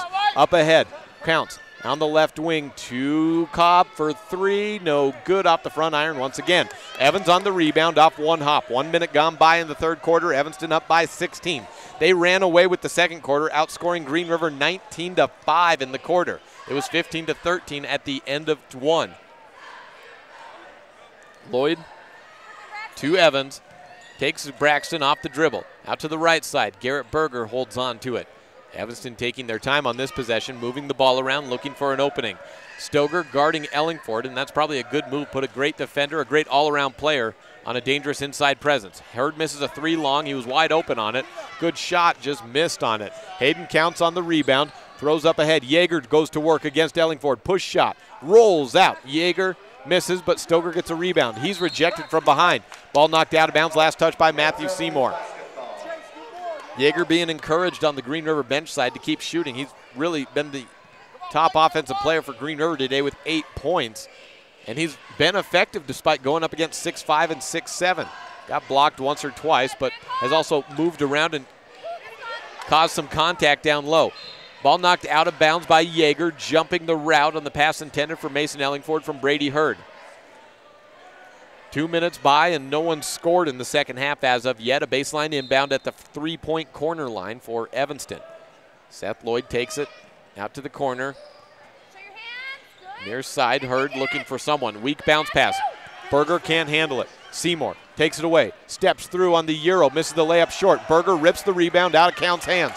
Evanston running. 3-on-2 advantage. Hurd will slow up and reset in the half-court set. Gets a bump foul from Hayden Counts. Counts his second.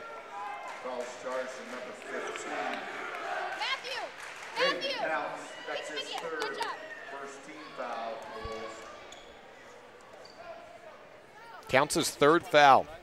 I think I said second. Berger rejected in the lane on the layup attempt. Yeager got it, but Hurd picked up the board and lays it up on the opposite side. 36-18, and the seal's been broken in half number 2. Green River ball counts to Cobb, over to the corner. Stoger. He's been a little timid offensively today, just 1 and 2 from the free throw line. Been trying to distribute to his offensive mates. Kyle Ivey checks in. Hayden Counts out. Lance Evans picks up his first foul.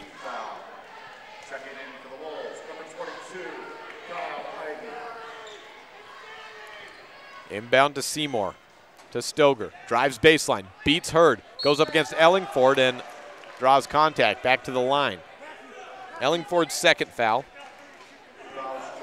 Actually, that's Ellingford's third foul. He's twice fouled Chase Stoger.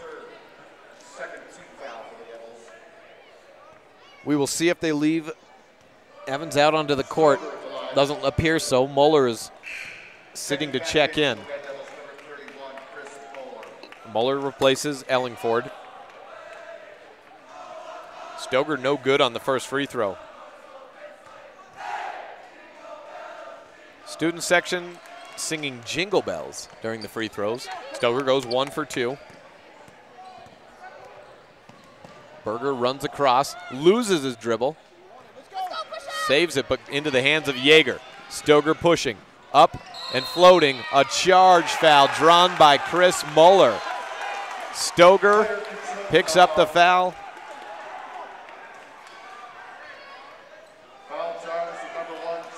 His first, I believe. No, it's his third. Way off. Oh, there, I had it on right on the score sheet. Just needed to look down. 3 minutes by, 36-19. Dawson Crofts into the game. Hurd beats Seymour all the way into the paint. Tries to go coast to coast, misses short. Looking for his own board. Stoger wins the battle. Seymour to Stoger. Swiped at by Muller. Into the hands of Cobb. Trapped near side. We almost had a collision at the scores table. Euro step from Cobb, up and in. 36-21 on the Impact Physical Therapy board. Grant Cobb, 8 points in the game, had 2 3 balls in the first quarter. Lloyd down low, Muller wide open. No look pass delivered by Lloyd, and again finds Muller unguarded. 38-21 on the Impact Physical Therapy board. Give and go, outside to Stoger, up top Seymour for the wing 3. No good, misses it short. Evans on the rebound. Seth Lloyd beats Seymour. Out to the corner. Crofts drives baseline. Jump stop. Flips it up. No. Not even close there. Yeager takes the rebound. Stoger across the timeline. Has Crofts on him. Out on the wing. Back to Cobb. He's unguarded. Thinks about a 3 on the corner. Up top to Stoger instead. Spin around. Yeager with a flip shot. No good. Misses short. Again, Coach Cornea yelling patience for the Red Devils on the offense. A 17-point lead, 3:45 left in the second half. Limit the possessions, and there should be no way they come back. And Seth Lloyd at the free throw line fades away. Again, unguarded. 13 points in the game for Lloyd.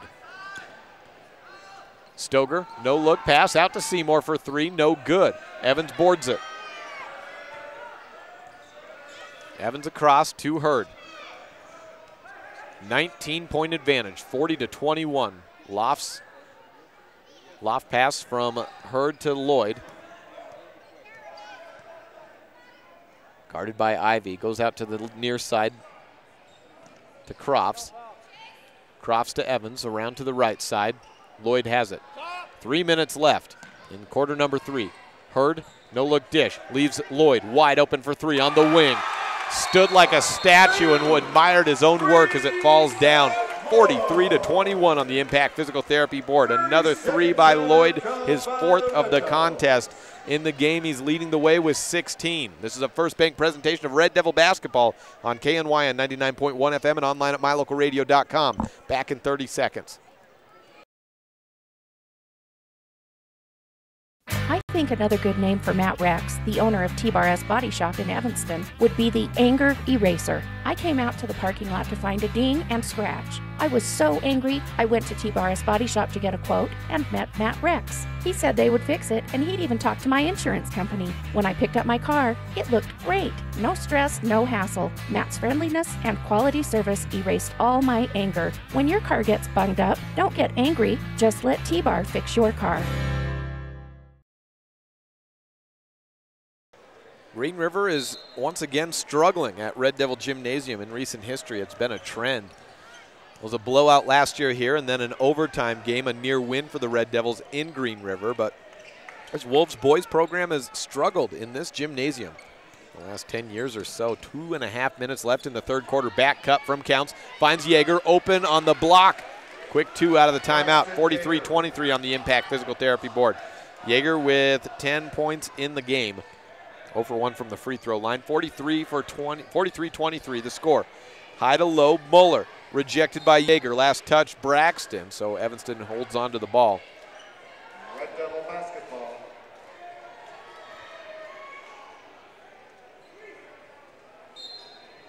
Crofts inbounding for Evanston. Looks for Muller, throws it past him and out of bounds. Green River basketball. Subs for Green River. Chase Stoger was out for a moment. He's back in. Jacob Fuss comes out. And Braxton Yeager is out as well, as is Kyle Ivy. Seymour on the court with Grant Cobb, Stoger, and Hayden Counts. It's 2-4. Who's the fifth? Oh, the fifth is Fuss does stay in. Muller takes the ball down to the ground. Fuss and Muller battling for it. Jump ball called. Possession arrow stays with Evanston.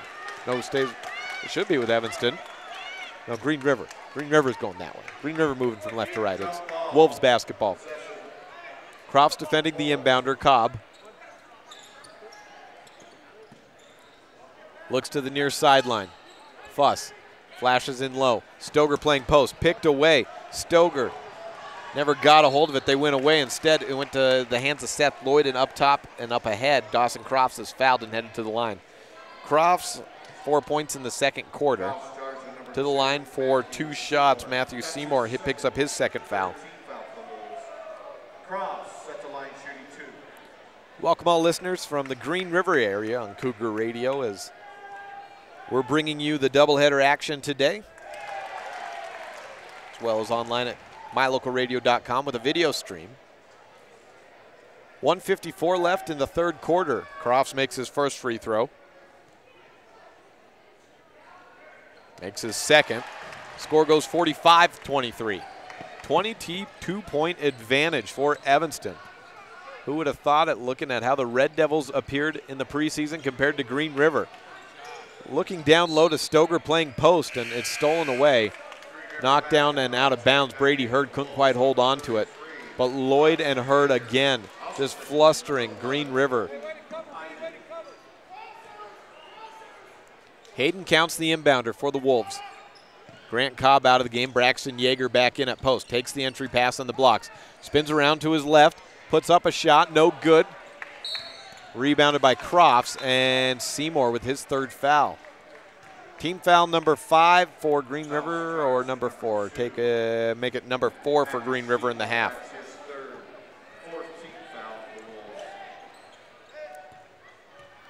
Bit of full court pressure for Green River. Seth Lloyd takes it across for Evanston, tosses up and over the head of Crofts. Garrett Berger comes out and saves the day.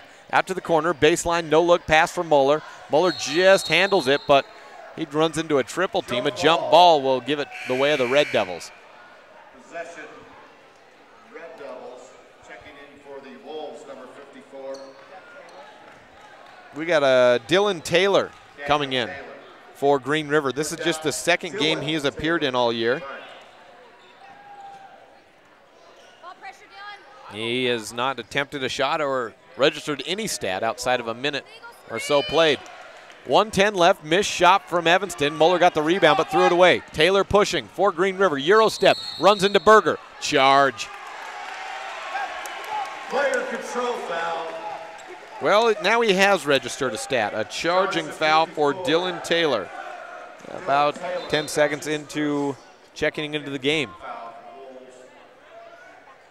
Checking in for the Red Devils, number 4, Burke Thomas.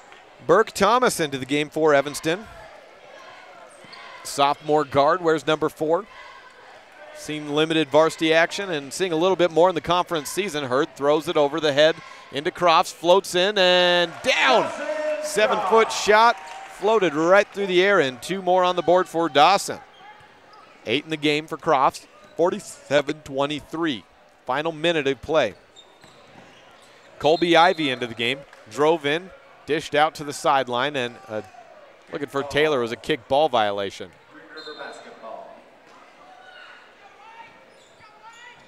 Ivy to Stoger on the sideline, near side.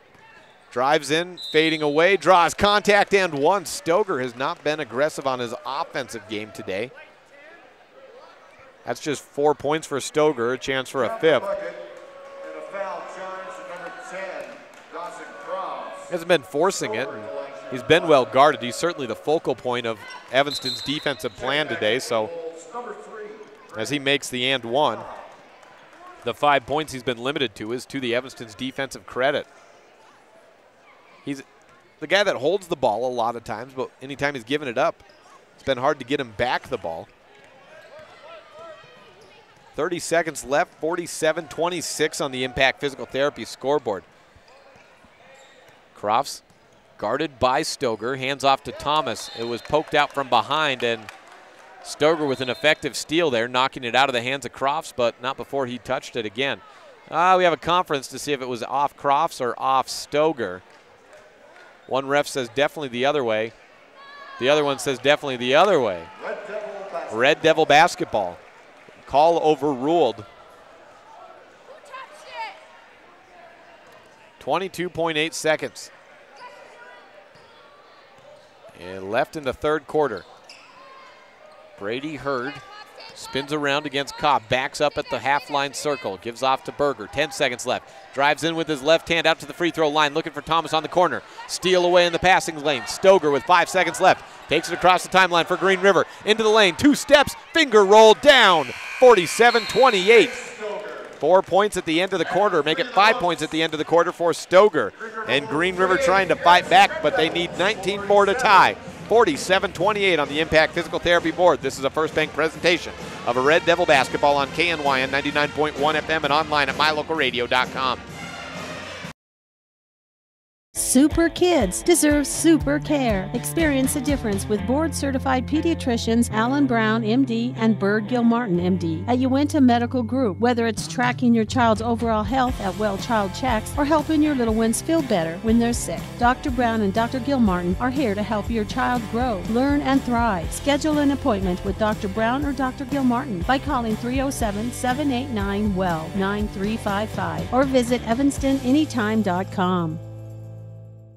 Have you been saying no to wearing your jewelry because of a missing stone, a broken chain, or a ring that's just too small? Or are you interested in redesigning your ring altogether? Jeff at Seavers Jewelers can repair or create almost all jewelry at extremely competitive prices. Jewelry is supposed to be worn. Bring it to Seavers Jewelers today for a free cleaning and any repairs it might need. Say yes to wearing your jewelry. Say it with Seavers. Seavers Jewelers on Main Street in downtown Evanston. Fourth quarter beginning, 47-28 on the Impact Physical Therapy board. Evanston over Green River as Garrett Berger takes it across the timeline. Give a shout out to his grandparents, Grandma and Grandpa Berger, out in Mesquite, Nevada. That sounds nice in the midst of a blizzard. Wonder what the temperature is there. Seth Lloyd into the paint, dishes out right side, had Brady Hurd wide open, but a foul on the ground is number 5 for Green River as a team. Make it number 6 as a team. Number 1 on Braxton Yeager. That's his first 16 foul for the Red Devils. Yeager lofts up to Ellingford. Missed it. Berger looking for the rebound. No good. Hardly missed Mason Ellingford as he was sitting most of that third quarter with foul trouble. The Red Devils were still able to pull ahead, and man, their offense has not worked this well all season long. Seth Lloyd works through a double into the paint. Flashes down low to Evans. Goes from right to left. Misses it. Stoger on the board. Green River moving from left to right. Stoger had 5 points in the last 2 minutes of the quarter. Looking to push. Colby Ivy down low to Stoger. Bounces it on the block. Stoger out to the corner. Dish outside. Stoger from Cobb. Out for 3. Stoger's good. 47-31, and Stoger's offense is the only thing that's going to be able to save Green River. He's easily the best scorer on the team as far as creating offense, and there he goes with 8 points in the last couple of minutes. Response on the other end, Mason Ellingford with his first bucket since the second quarter. 7 in the game for Ellingford. Yeager on the blocks, fades away against Ellingford, bounces around on the rim, no good. Ellingford trying to come down with the rebound, but knocked it out of bounds. Number 2, Matthew Seymour, and number 15, Hayden Counts. 6:41 left. Quarter number 4, and Green River trying to close the gap. Stoger on the right wing, into the paint. He realizes he has to get aggressive offensively. Shot up one with the left hand, missed it. Touched it as he was coming back inbounds, but I don't think he'd established, so it's ruled out of bounds. Evanston ball. He was coming in out of the baseline. I think he had 1 foot in and 1 foot out, or hadn't quite touched that second foot down yet to reestablish his inbound and eligibility. Evans across the timeline to Seth Lloyd on the right corner. Berger holding on to it. Back to Lloyd, sideline, high-low, and looking for Ellingford. Threw it over his head and right into the hands of Stoger, who could have let it go, opted not to, and then bobbled it out of bounds. Back to the Red Devils on a baseline inbound.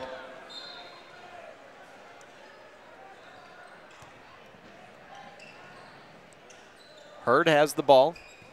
Tosses it back to Lloyd. 2 minutes gone by in the fourth. Berger with it. Red Devils running possession, 18-point lead. Running a long possession if possible, and get a minute or so off the clock. And you do the math from there. Green River won't have enough time left or enough possessions left if Evanston works this correctly. It'll come down to free throws eventually unless Green River can go on a run here. And the way Stoger's been playing as of late, I won't put it past him. Green River has been looked as tough as they had in years early on in the preseason, but struggling in conference match number 1 in Red Devil Gymnasium. They've taken that minute plus off, down to 5:24 left. Berger drives in, looks out right side to the blocks, 1 dribble, drop step. Stoger rejects Ellingford. Green River basketball. And as much as Evanston's going to slow it down, expect Green River to push. Stoger on the right side to Cobb. To the left, counts for a wing 3. Looks short, misses off the front iron. Rebounded by Cobb, though. Out to Counts again for 3. This one's good.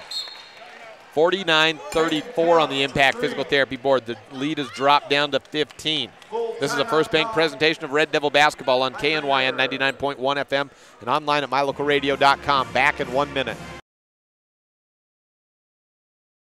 I think another good name for Matt Rex, the owner of T-Bar S Body Shop in Evanston, would be the Anger Eraser. I came out to the parking lot to find a ding and scratch. I was so angry, I went to T-Bar S Body Shop to get a quote and met Matt Rex. He said they would fix it, and he'd even talked to my insurance company. When I picked up my car, it looked great. No stress, no hassle. Matt's friendliness and quality service erased all my anger. When your car gets bunged up, don't get angry, just let T-Bar fix your car.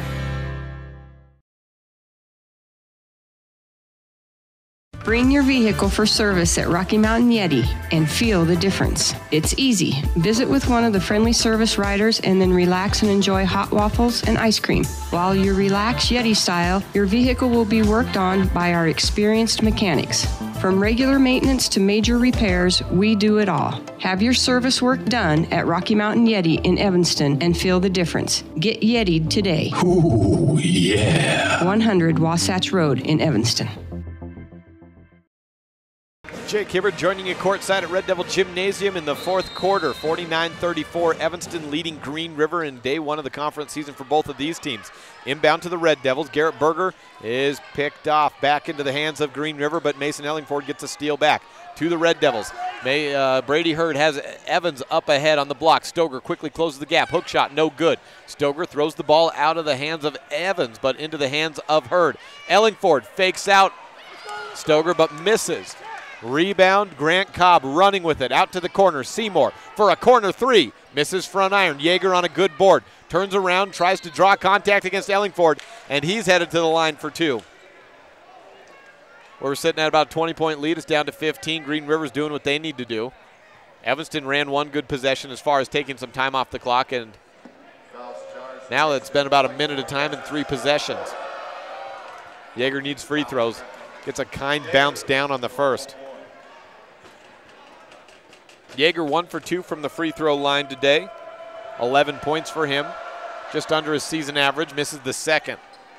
Averages 14 per game. Second on the team behind only Chase Stoger.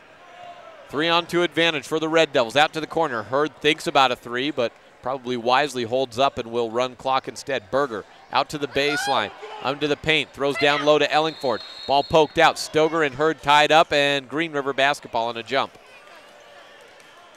Possession arrow will move back to Evanston. But for now, Green River down 14 points, gets the ball back, and about another minute off the clock, down to 4:10 in the fourth. Last possession started at 5:25. Cobb behind the back dribble, out left side to Stoger. Just a shade to the left of the top of the key. Right side to Seymour, up top, Counts. Counts with some motion, goes out to the corner. It's Stoger on the corner for three, it's good! Stoger's heated up in the second half and leading his team back. That's his second three ball of the quarter. 49-38, 11-point game. Out to the corner, no-look pass to Ellingford. 3:35 left. Down low from Lloyd to Ellingford. Misses again. Green River basketball. Evanston's missing gimme shots, not taking long enough on possession, and Green River's allowed to come back in. Cobb for a three, no good. Rebound, Ellingford. Yeager backed up, didn't want to get a foul. A foul for Green River puts Evanston on the free throw line. Across the timeline, Ellingford drives through. Probably could have been a foul earlier on Stoger, but finally called for a hand check. Ellingford to the line for a 1-and-1. 49-38 the score on the Impact Physical Therapy board. Kyle Ivey will check in. Checking back in for the Wolves, number 22, Kyle Ivey. Ellingford at the line. 3:11 left in the game. A lot of time in basketball. Make your free throws, though, for Evanston, and it becomes a lot less time. Each miss piles up and keeps Green River in this contest. 1-and-1. Front end made by Ellingford.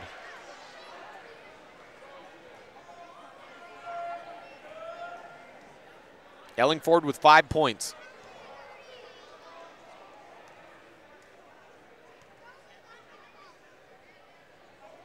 Second free throw, good. Big free throws for Ellingford. All free throws in the fourth quarter. Gigantic. Evanston led 47-28 at the end of 3 quarters. That 19-point lead dwindled down to 11. Back up to 13 for the moment. Cobb throws up high to Stoger. Green River basketball moving from left to right on the dial. Cobb gets fouled. Hayden Crofts on the offense. Crofts beside himself after that. Dawson on the offense is his fourth.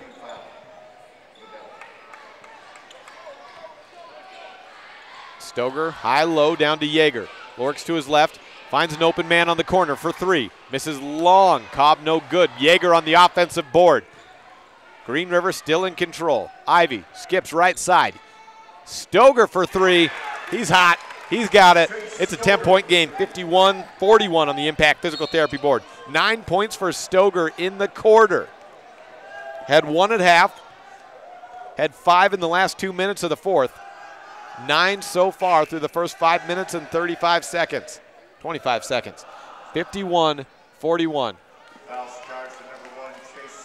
And just like that, a foul on Chase Stoger sends Dawson Crofts to the line and sends Chase Stoger to the bench for good. So 2:35 left. That might be a nail in the coffin.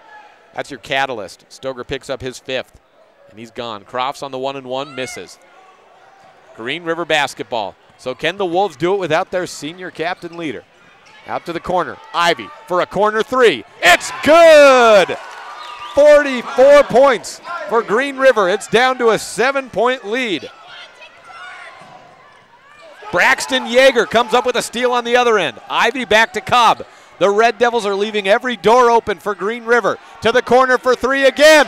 It's good! Seymour drills it. 51-47 from 19 points to a 4-point differential. A timeout by the Red Devils with 2:07 left. And the Green River Wolves are on the brink of coming back to win. 2:07 left. We'll be back in 30 on this First Bank presentation of Red Devil basketball on KNY and 99.1 FM and online at mylocalradio.com.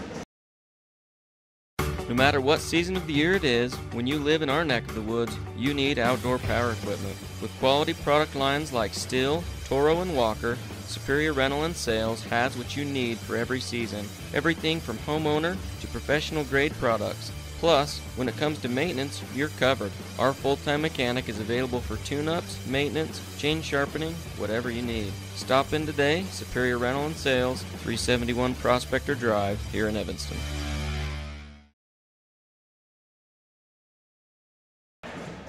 It was a fantastic girls game. The opening quarter of the boys looked like we might have some more in store, and then Evanston took away with a gigantic lead in the second, and the third led by 19 at the end of 3 quarters.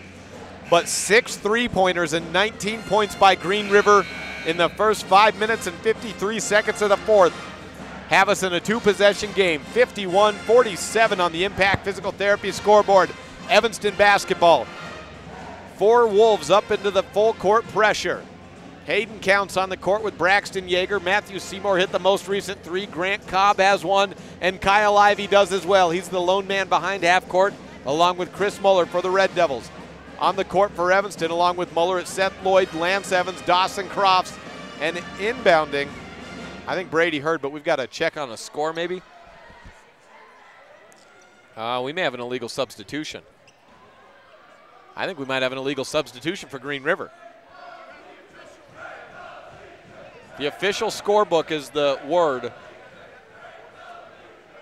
The referees are checking out an official scorebook. That could mean a technical foul if an error was made by Green River, and that's the team in question, I believe.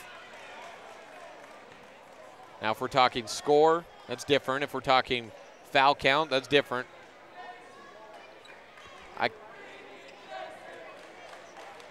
I can't tell. I can't see what they're talking about.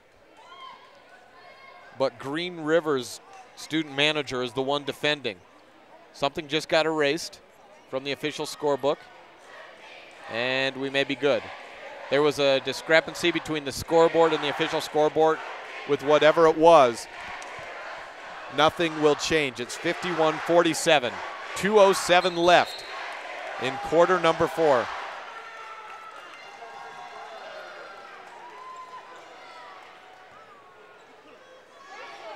Lance Evans, the inbounder. Throws it to Lloyd. That's who you want with the ball. He's a good decision maker. Hurd to Muller. Up on the blocks, fouled by Ivy, headed to the line.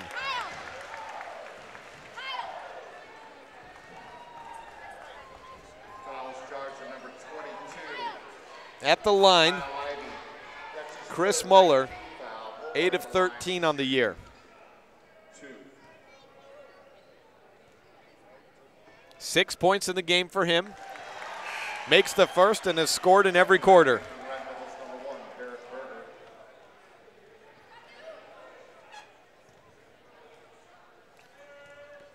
(52-47). The second free throw's up and in. Muller with 8. Mason Ellingford into the game for Evanston. Sends Muller to the bench after those two makes. 2 minutes left in the fourth quarter, 53-47. Evanston leading Green River. Seymour has it on the wing to Cobb. Spins around, free throw line. Dish out to the right side. Yeager up top. Ivy open for three. It's off the front iron, no good. Rebounded by Seymour. 53-49 on the putback. Matthew Seymour, 5 points in the quarter. End of the game, 1:35 left. 4-point contest once again. Hurd hesitates, drives down baseline. Evans rejected from behind by Hayden Counts. Picks up his own miss. Tied up ball or maybe a foul. 1-and-1 free throws signaled, I believe. That would be foul number 10, though. So it's on Kyle Ivy, his fourth. And that's not 1-and-1. That's double bonus. Evans at the line shooting double bonus. Evans makes the first, 54-49.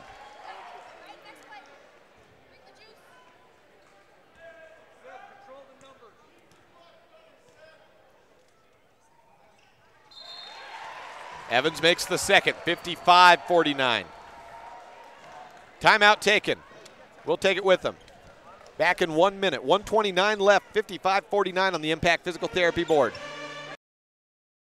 Bring your vehicle for service at Rocky Mountain Yeti and feel the difference. It's easy. Visit with one of the friendly service riders and then relax and enjoy hot waffles and ice cream. While you relax Yeti style, your vehicle will be worked on by our experienced mechanics.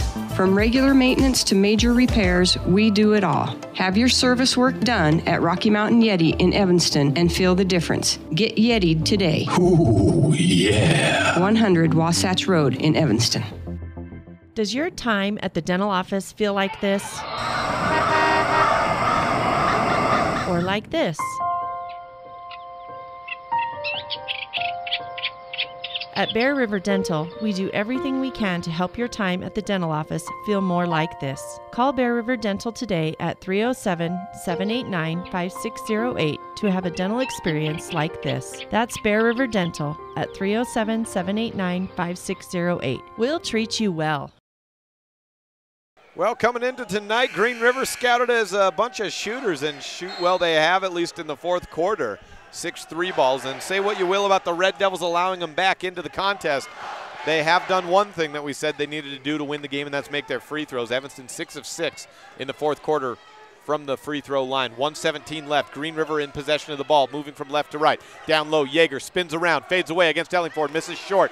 Evans with the rip down rebound. 1:08 left. Evanston basketball. Gives off to Hurd to Berger. Splits through a double team. Goes past Counts. Hayden Counts fouls Garrett and sends him to the line. It's double bonus time, and Hayden Counts his fourth foul. Red Devils 6 of 6 in the quarter from the free throw line, and even giving up those 6 3-pointers. The difference come at the stripe. They're 6 for 6. They're up by 6. First free throw by Berger, no good.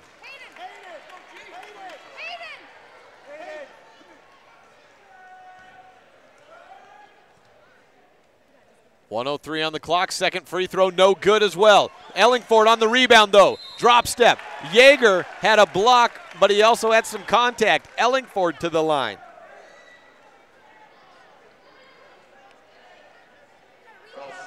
Yeager's second foul by my count. That's what the scorebook has as well. Ellingford is 4 of 7, 4 of 5 from the line. 2, 4, 5, now 5 of 6. Makes his first. 3 possession games, 7-point lead for the Red Devils. 1:01 left. Second shot by Ellingford. Hits front iron, hits back, falls down.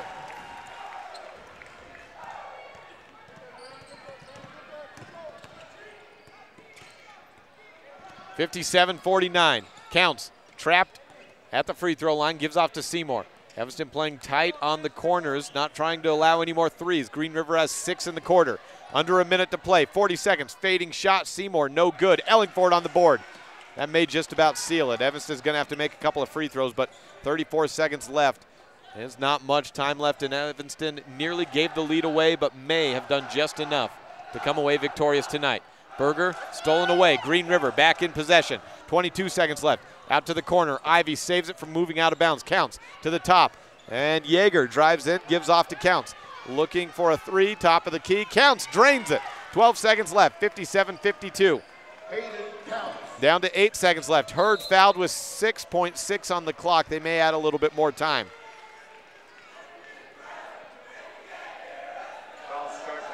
Counts has 6 points.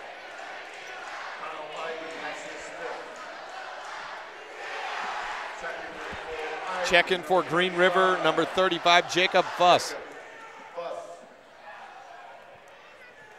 6.6 on the clock. A little bit of time came out after the foul, but officials did not notice or deem it enough to change it. So 6.6, it will stay. Hurd makes the first free throw.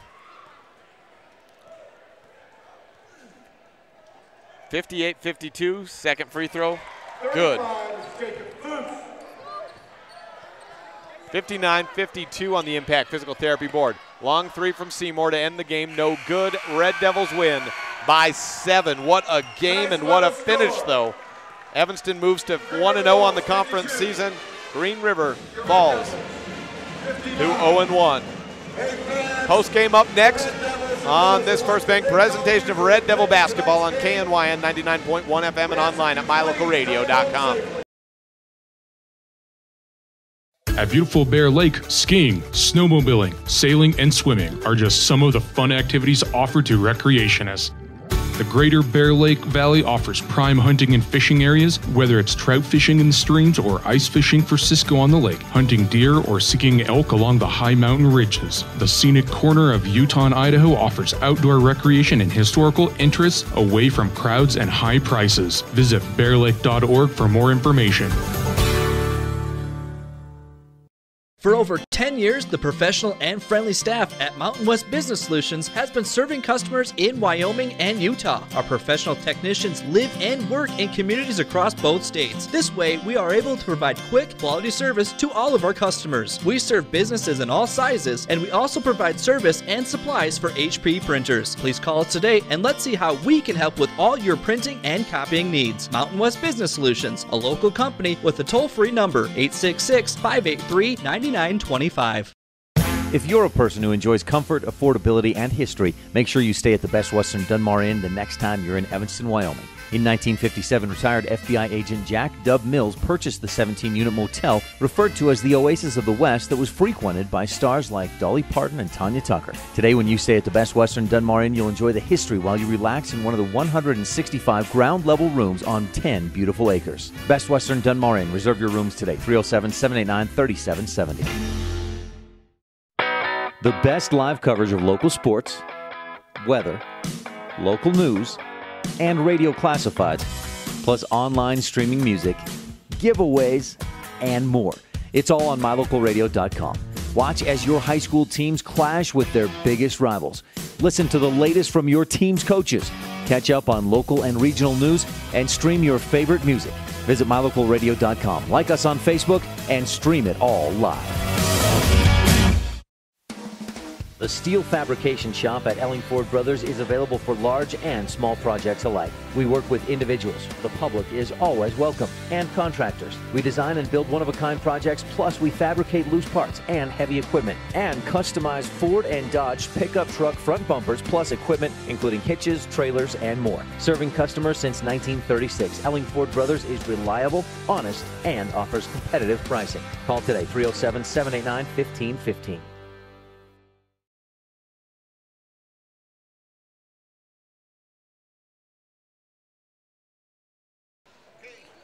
Welcome back to Red Devil Gymnasium, a Red Devil sweep on the opening day of conference season. Let's give you a Red Devil recap.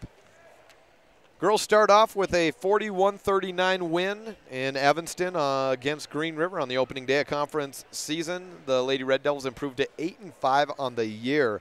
Evanston led by 1 at the end of the first quarter, trailed by 1 at the end of the second, led by 1 at the end of the third, and finished off with a 2-point win, but not without a ton of drama. It was Katie Strauss for Green River, who averages 12 points a game but was held scoreless tonight, shooting for a three-point ball at the three-pointer at the top of the key to end the game that would have won it for Green River in walk-off fashion. It missed, and Evanston weathered the storm and came away victorious. Ajahana Archuleta leads the way with 16 points for the Red Devils, followed by Corey DeRue with 9. On the boys' side, it was a game that was close at the beginning, 15-13 at the end of the first, but the second and third quarter, Evanston's offense outscored Green River 19-5 in the second, 13-10 in the third, and led by 19 heading into the fourth quarter. That lead dissipated into a 4-point advantage with about 2 minutes left. In the end, Evanston had just enough. They missed just 2 free throws in the fourth quarter, 2, 4, 6, 8, 10, 12. 10 of 12 in the fourth from the free throw line. Had just 1 field goal by Lance Evans the entire final 8 minutes. Chase Stoger led that charge of the comeback. He fouled out with a couple minutes remaining, and it was continued. His legacy continued with 3 balls by Matthew Seymour, Grant Cobb, Kyle Ivey, and Hayden Counts all chipping in for 6, make it 7 combined three-pointers in the fourth quarter as Green River nearly completed a comeback. But in the end, Evanston came away victorious, again 59-52, the final on the Impact Physical Therapy board for the boys' side. Leading the way for Evanston, Seth Lloyd with 16 points. And that's your Red Devil recap. Leads us perfectly into the Dr. McKay Frankham precision play of the game on the boys' side, and Seth Lloyd, a guy who I always meant to give this to during the football season. There was a time, I think, in Green River, maybe no, it was before Green River, Powell, I think it was, when he had a big long pass, but I'd already given away to a kick returner, and I thought, well, there'll be time to give it off to Seth, and then he injured his shoulder, and there wasn't. But in the basketball season, here we are, and Seth Lloyd 3 for his first 3 from beyond the arc to start the contest off. He had 11 points in the first half. In the end, led the way with the Red Devils, 16, half a dozen assists thrown in as well. And Seth Lloyd is your Dr. McKay Frankham Precision Player of the game. We will take another break and come back with Coach Jim Levine in your Red Devil sports update as we wait for Coach Cornea to make his way out to talk to him post-game. Again, 59-52 on the Impact Physical Therapy board. Before we hear from Coach Levine and before we go to break, let's give you your score breakdown for the boys contest. 16 points for Seth Lloyd, 8 for Chris Muller, 8 for Dawson Crofts, 8 for Mason Ellingford, 9 for Lance Evans, season high for Evans. 6 for Brady Hurd, 4 for Garrett Berger. On Green River side, Chase Stoger led the way with 16, fouling out with a few minutes left. Braxton Yeager had 11. Grant Cobb did as well, 6 for Hayden Counts, 5 for Matthew Seymour, and 3 for Kyle Ivey. Now let's head to break, and we'll hear from Coach Levine next. This is a First Bank presentation of Red Devil basketball on KNYN 99.1 FM and online at mylocalradio.com. If you haven't seen the huge selection of furniture and appliances at Kazine's, you've got to stop by. Is your mattress old and lumpy? We sell mattresses. Has your dishwasher quit doing its job? We carry a full line of kitchen appliances. Does your living room furniture look like it started out in your great Aunt Vi's house? We've got you covered. At Kazine's, you'll find great prices and everything you need to furnish your home inside and out. Stop in today. Kazine's, 800 Front Street, Evanston. The Lumberyard in Evanston, Wyoming is your local IFA dealer. The Lumberyard has tons of animal feed lines and accessories to help with your farm and ranch. Since 1923, IFA has worked to manufacture and distribute the highest quality products to the agricultural community. The Lumberyard has partnered with IFA to develop product lines based on customer need. We won't sell you something that doesn't make you successful. Visit us online or at the Lumberyard today, your local IFA dealer, 400 Front Street in Evanston.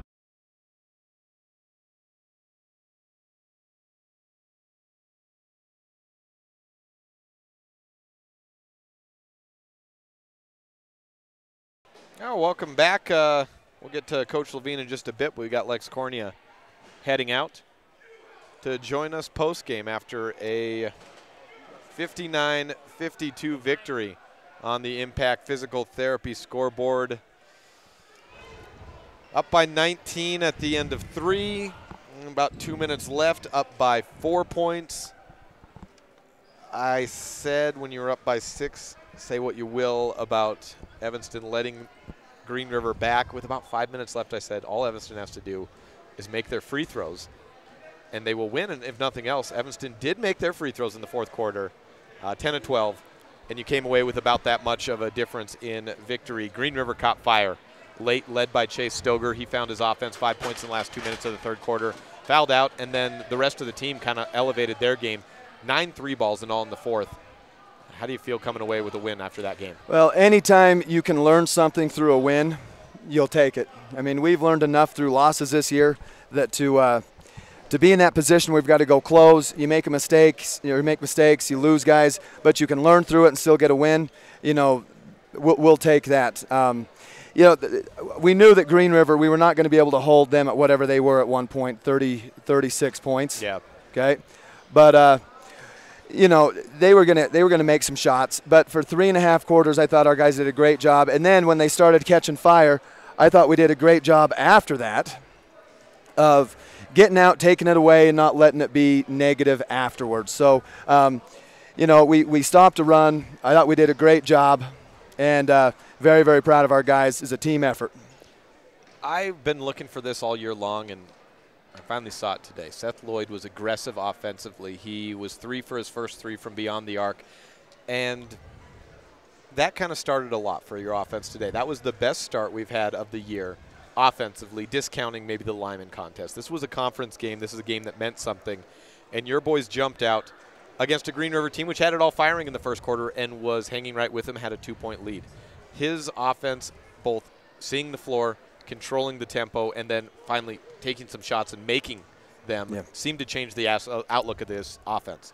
Well, we talked about how we needed to be more selective with our 3-point shots.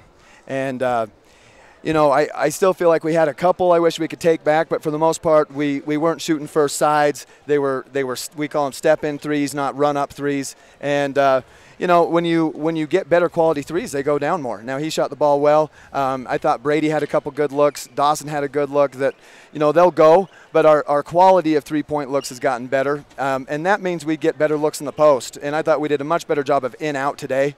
You know, our guards did a tremendous job of just handling pressure. You know, Dawson, Brady, Seth, especially Garrett. You know, we knew they wanted to get up and press, and it never really fazed us. So, like I say, we learned from this. We made some mistakes, but to learn through a win, we'll take it. We'll take it. You can.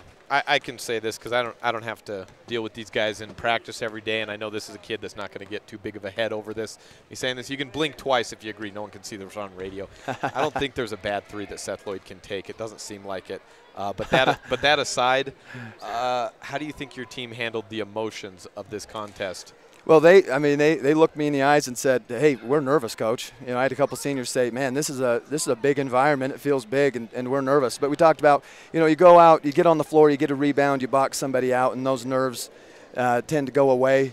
You know, you do something you can control, and I thought they did a great job of controlling their emotions right from the get-go because, as I recall, we went down at the beginning of this game, and where in the past we might have hung our heads a little bit with a couple possessions, I thought we had great answers. Lance Evans played tremendous tonight. The rebounds he got and just how tough he was and went and got them, that was a difference in the game. And that's the old Lance, and I think you know, that's what we can expect from here on out from all those guys. Chris Muller stepped in, had great minutes. Very proud of him. You know, great team win, and now we move on to Star Valley. We talked about how, you know, the preseason does not matter. Right now we are 1-0, and I think that if we play like that, we have a lot more big things ahead of us. You know, it has been a struggle a little bit throughout this season to expectations versus what we got in the game. And you mentioned Lance Evans today, and he had some fantastic rebounds that absolutely helped seal a win tonight, and strong hands. Not just by Evans, but by a couple of guys. But it was very noticeable by Lance because he was there getting so many of those rebounds down. I thought he's been making steps to slowly get back into his game because at the beginning of the preseason he's certainly been in a funk. Are you seeing maybe not just him but some more of your players getting more of those, marrying more of the reality to maybe some early season expectations? Well, you know, everybody comes out wanting to go undefeated all the way to a state title. And this is, like we talked, it's a team that just won a lot of games all through middle school, freshman, sophomore, JV. And, you know, to come out with that preseason that we had, you know, I think guys had to just kind of reset and kind of get more perspective on who they were and what they had to do. Today was a scrappy win.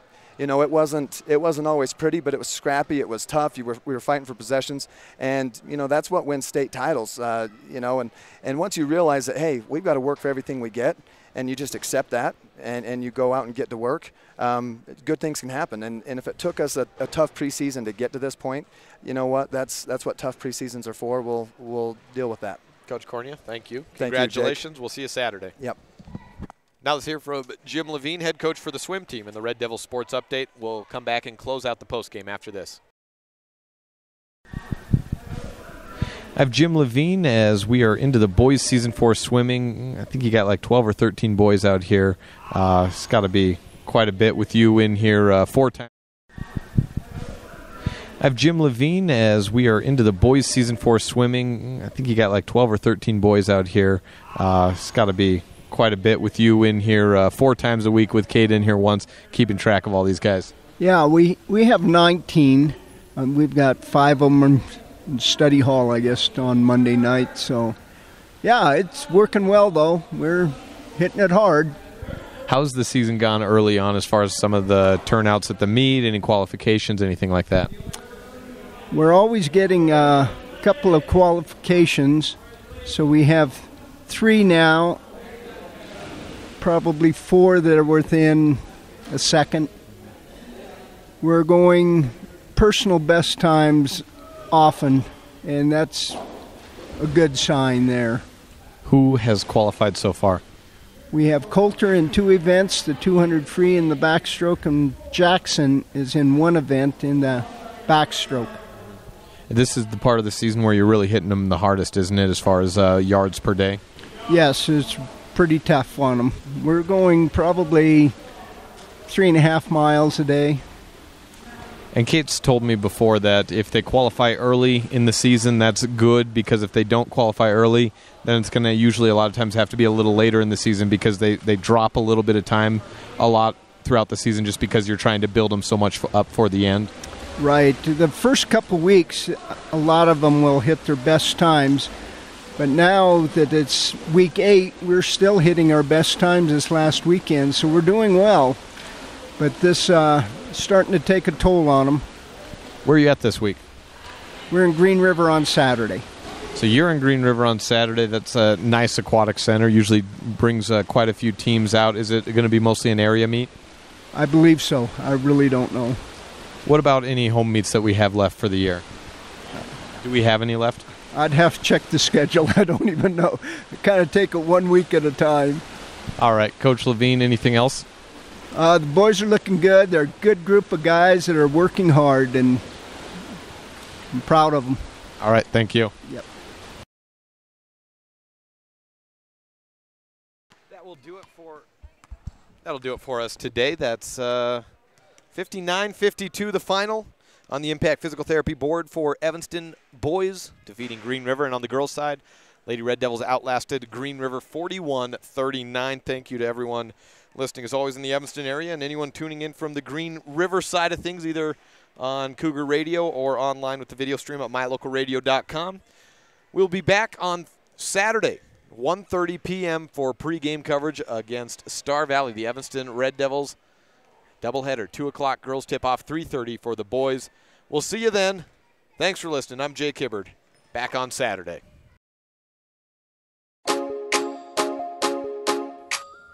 Thank you for listening to this edition of Red Devil Basketball. Catch all of the games live or archived at mylocalradio.com. The proceeding has been a wholly owned production of Old West Media and Cook Brothers Broadcasting, no portion of which may be used or rebroadcast without the express written consent of the aforementioned rights holder. Thank you to all of our sponsors, and thank you for tuning in.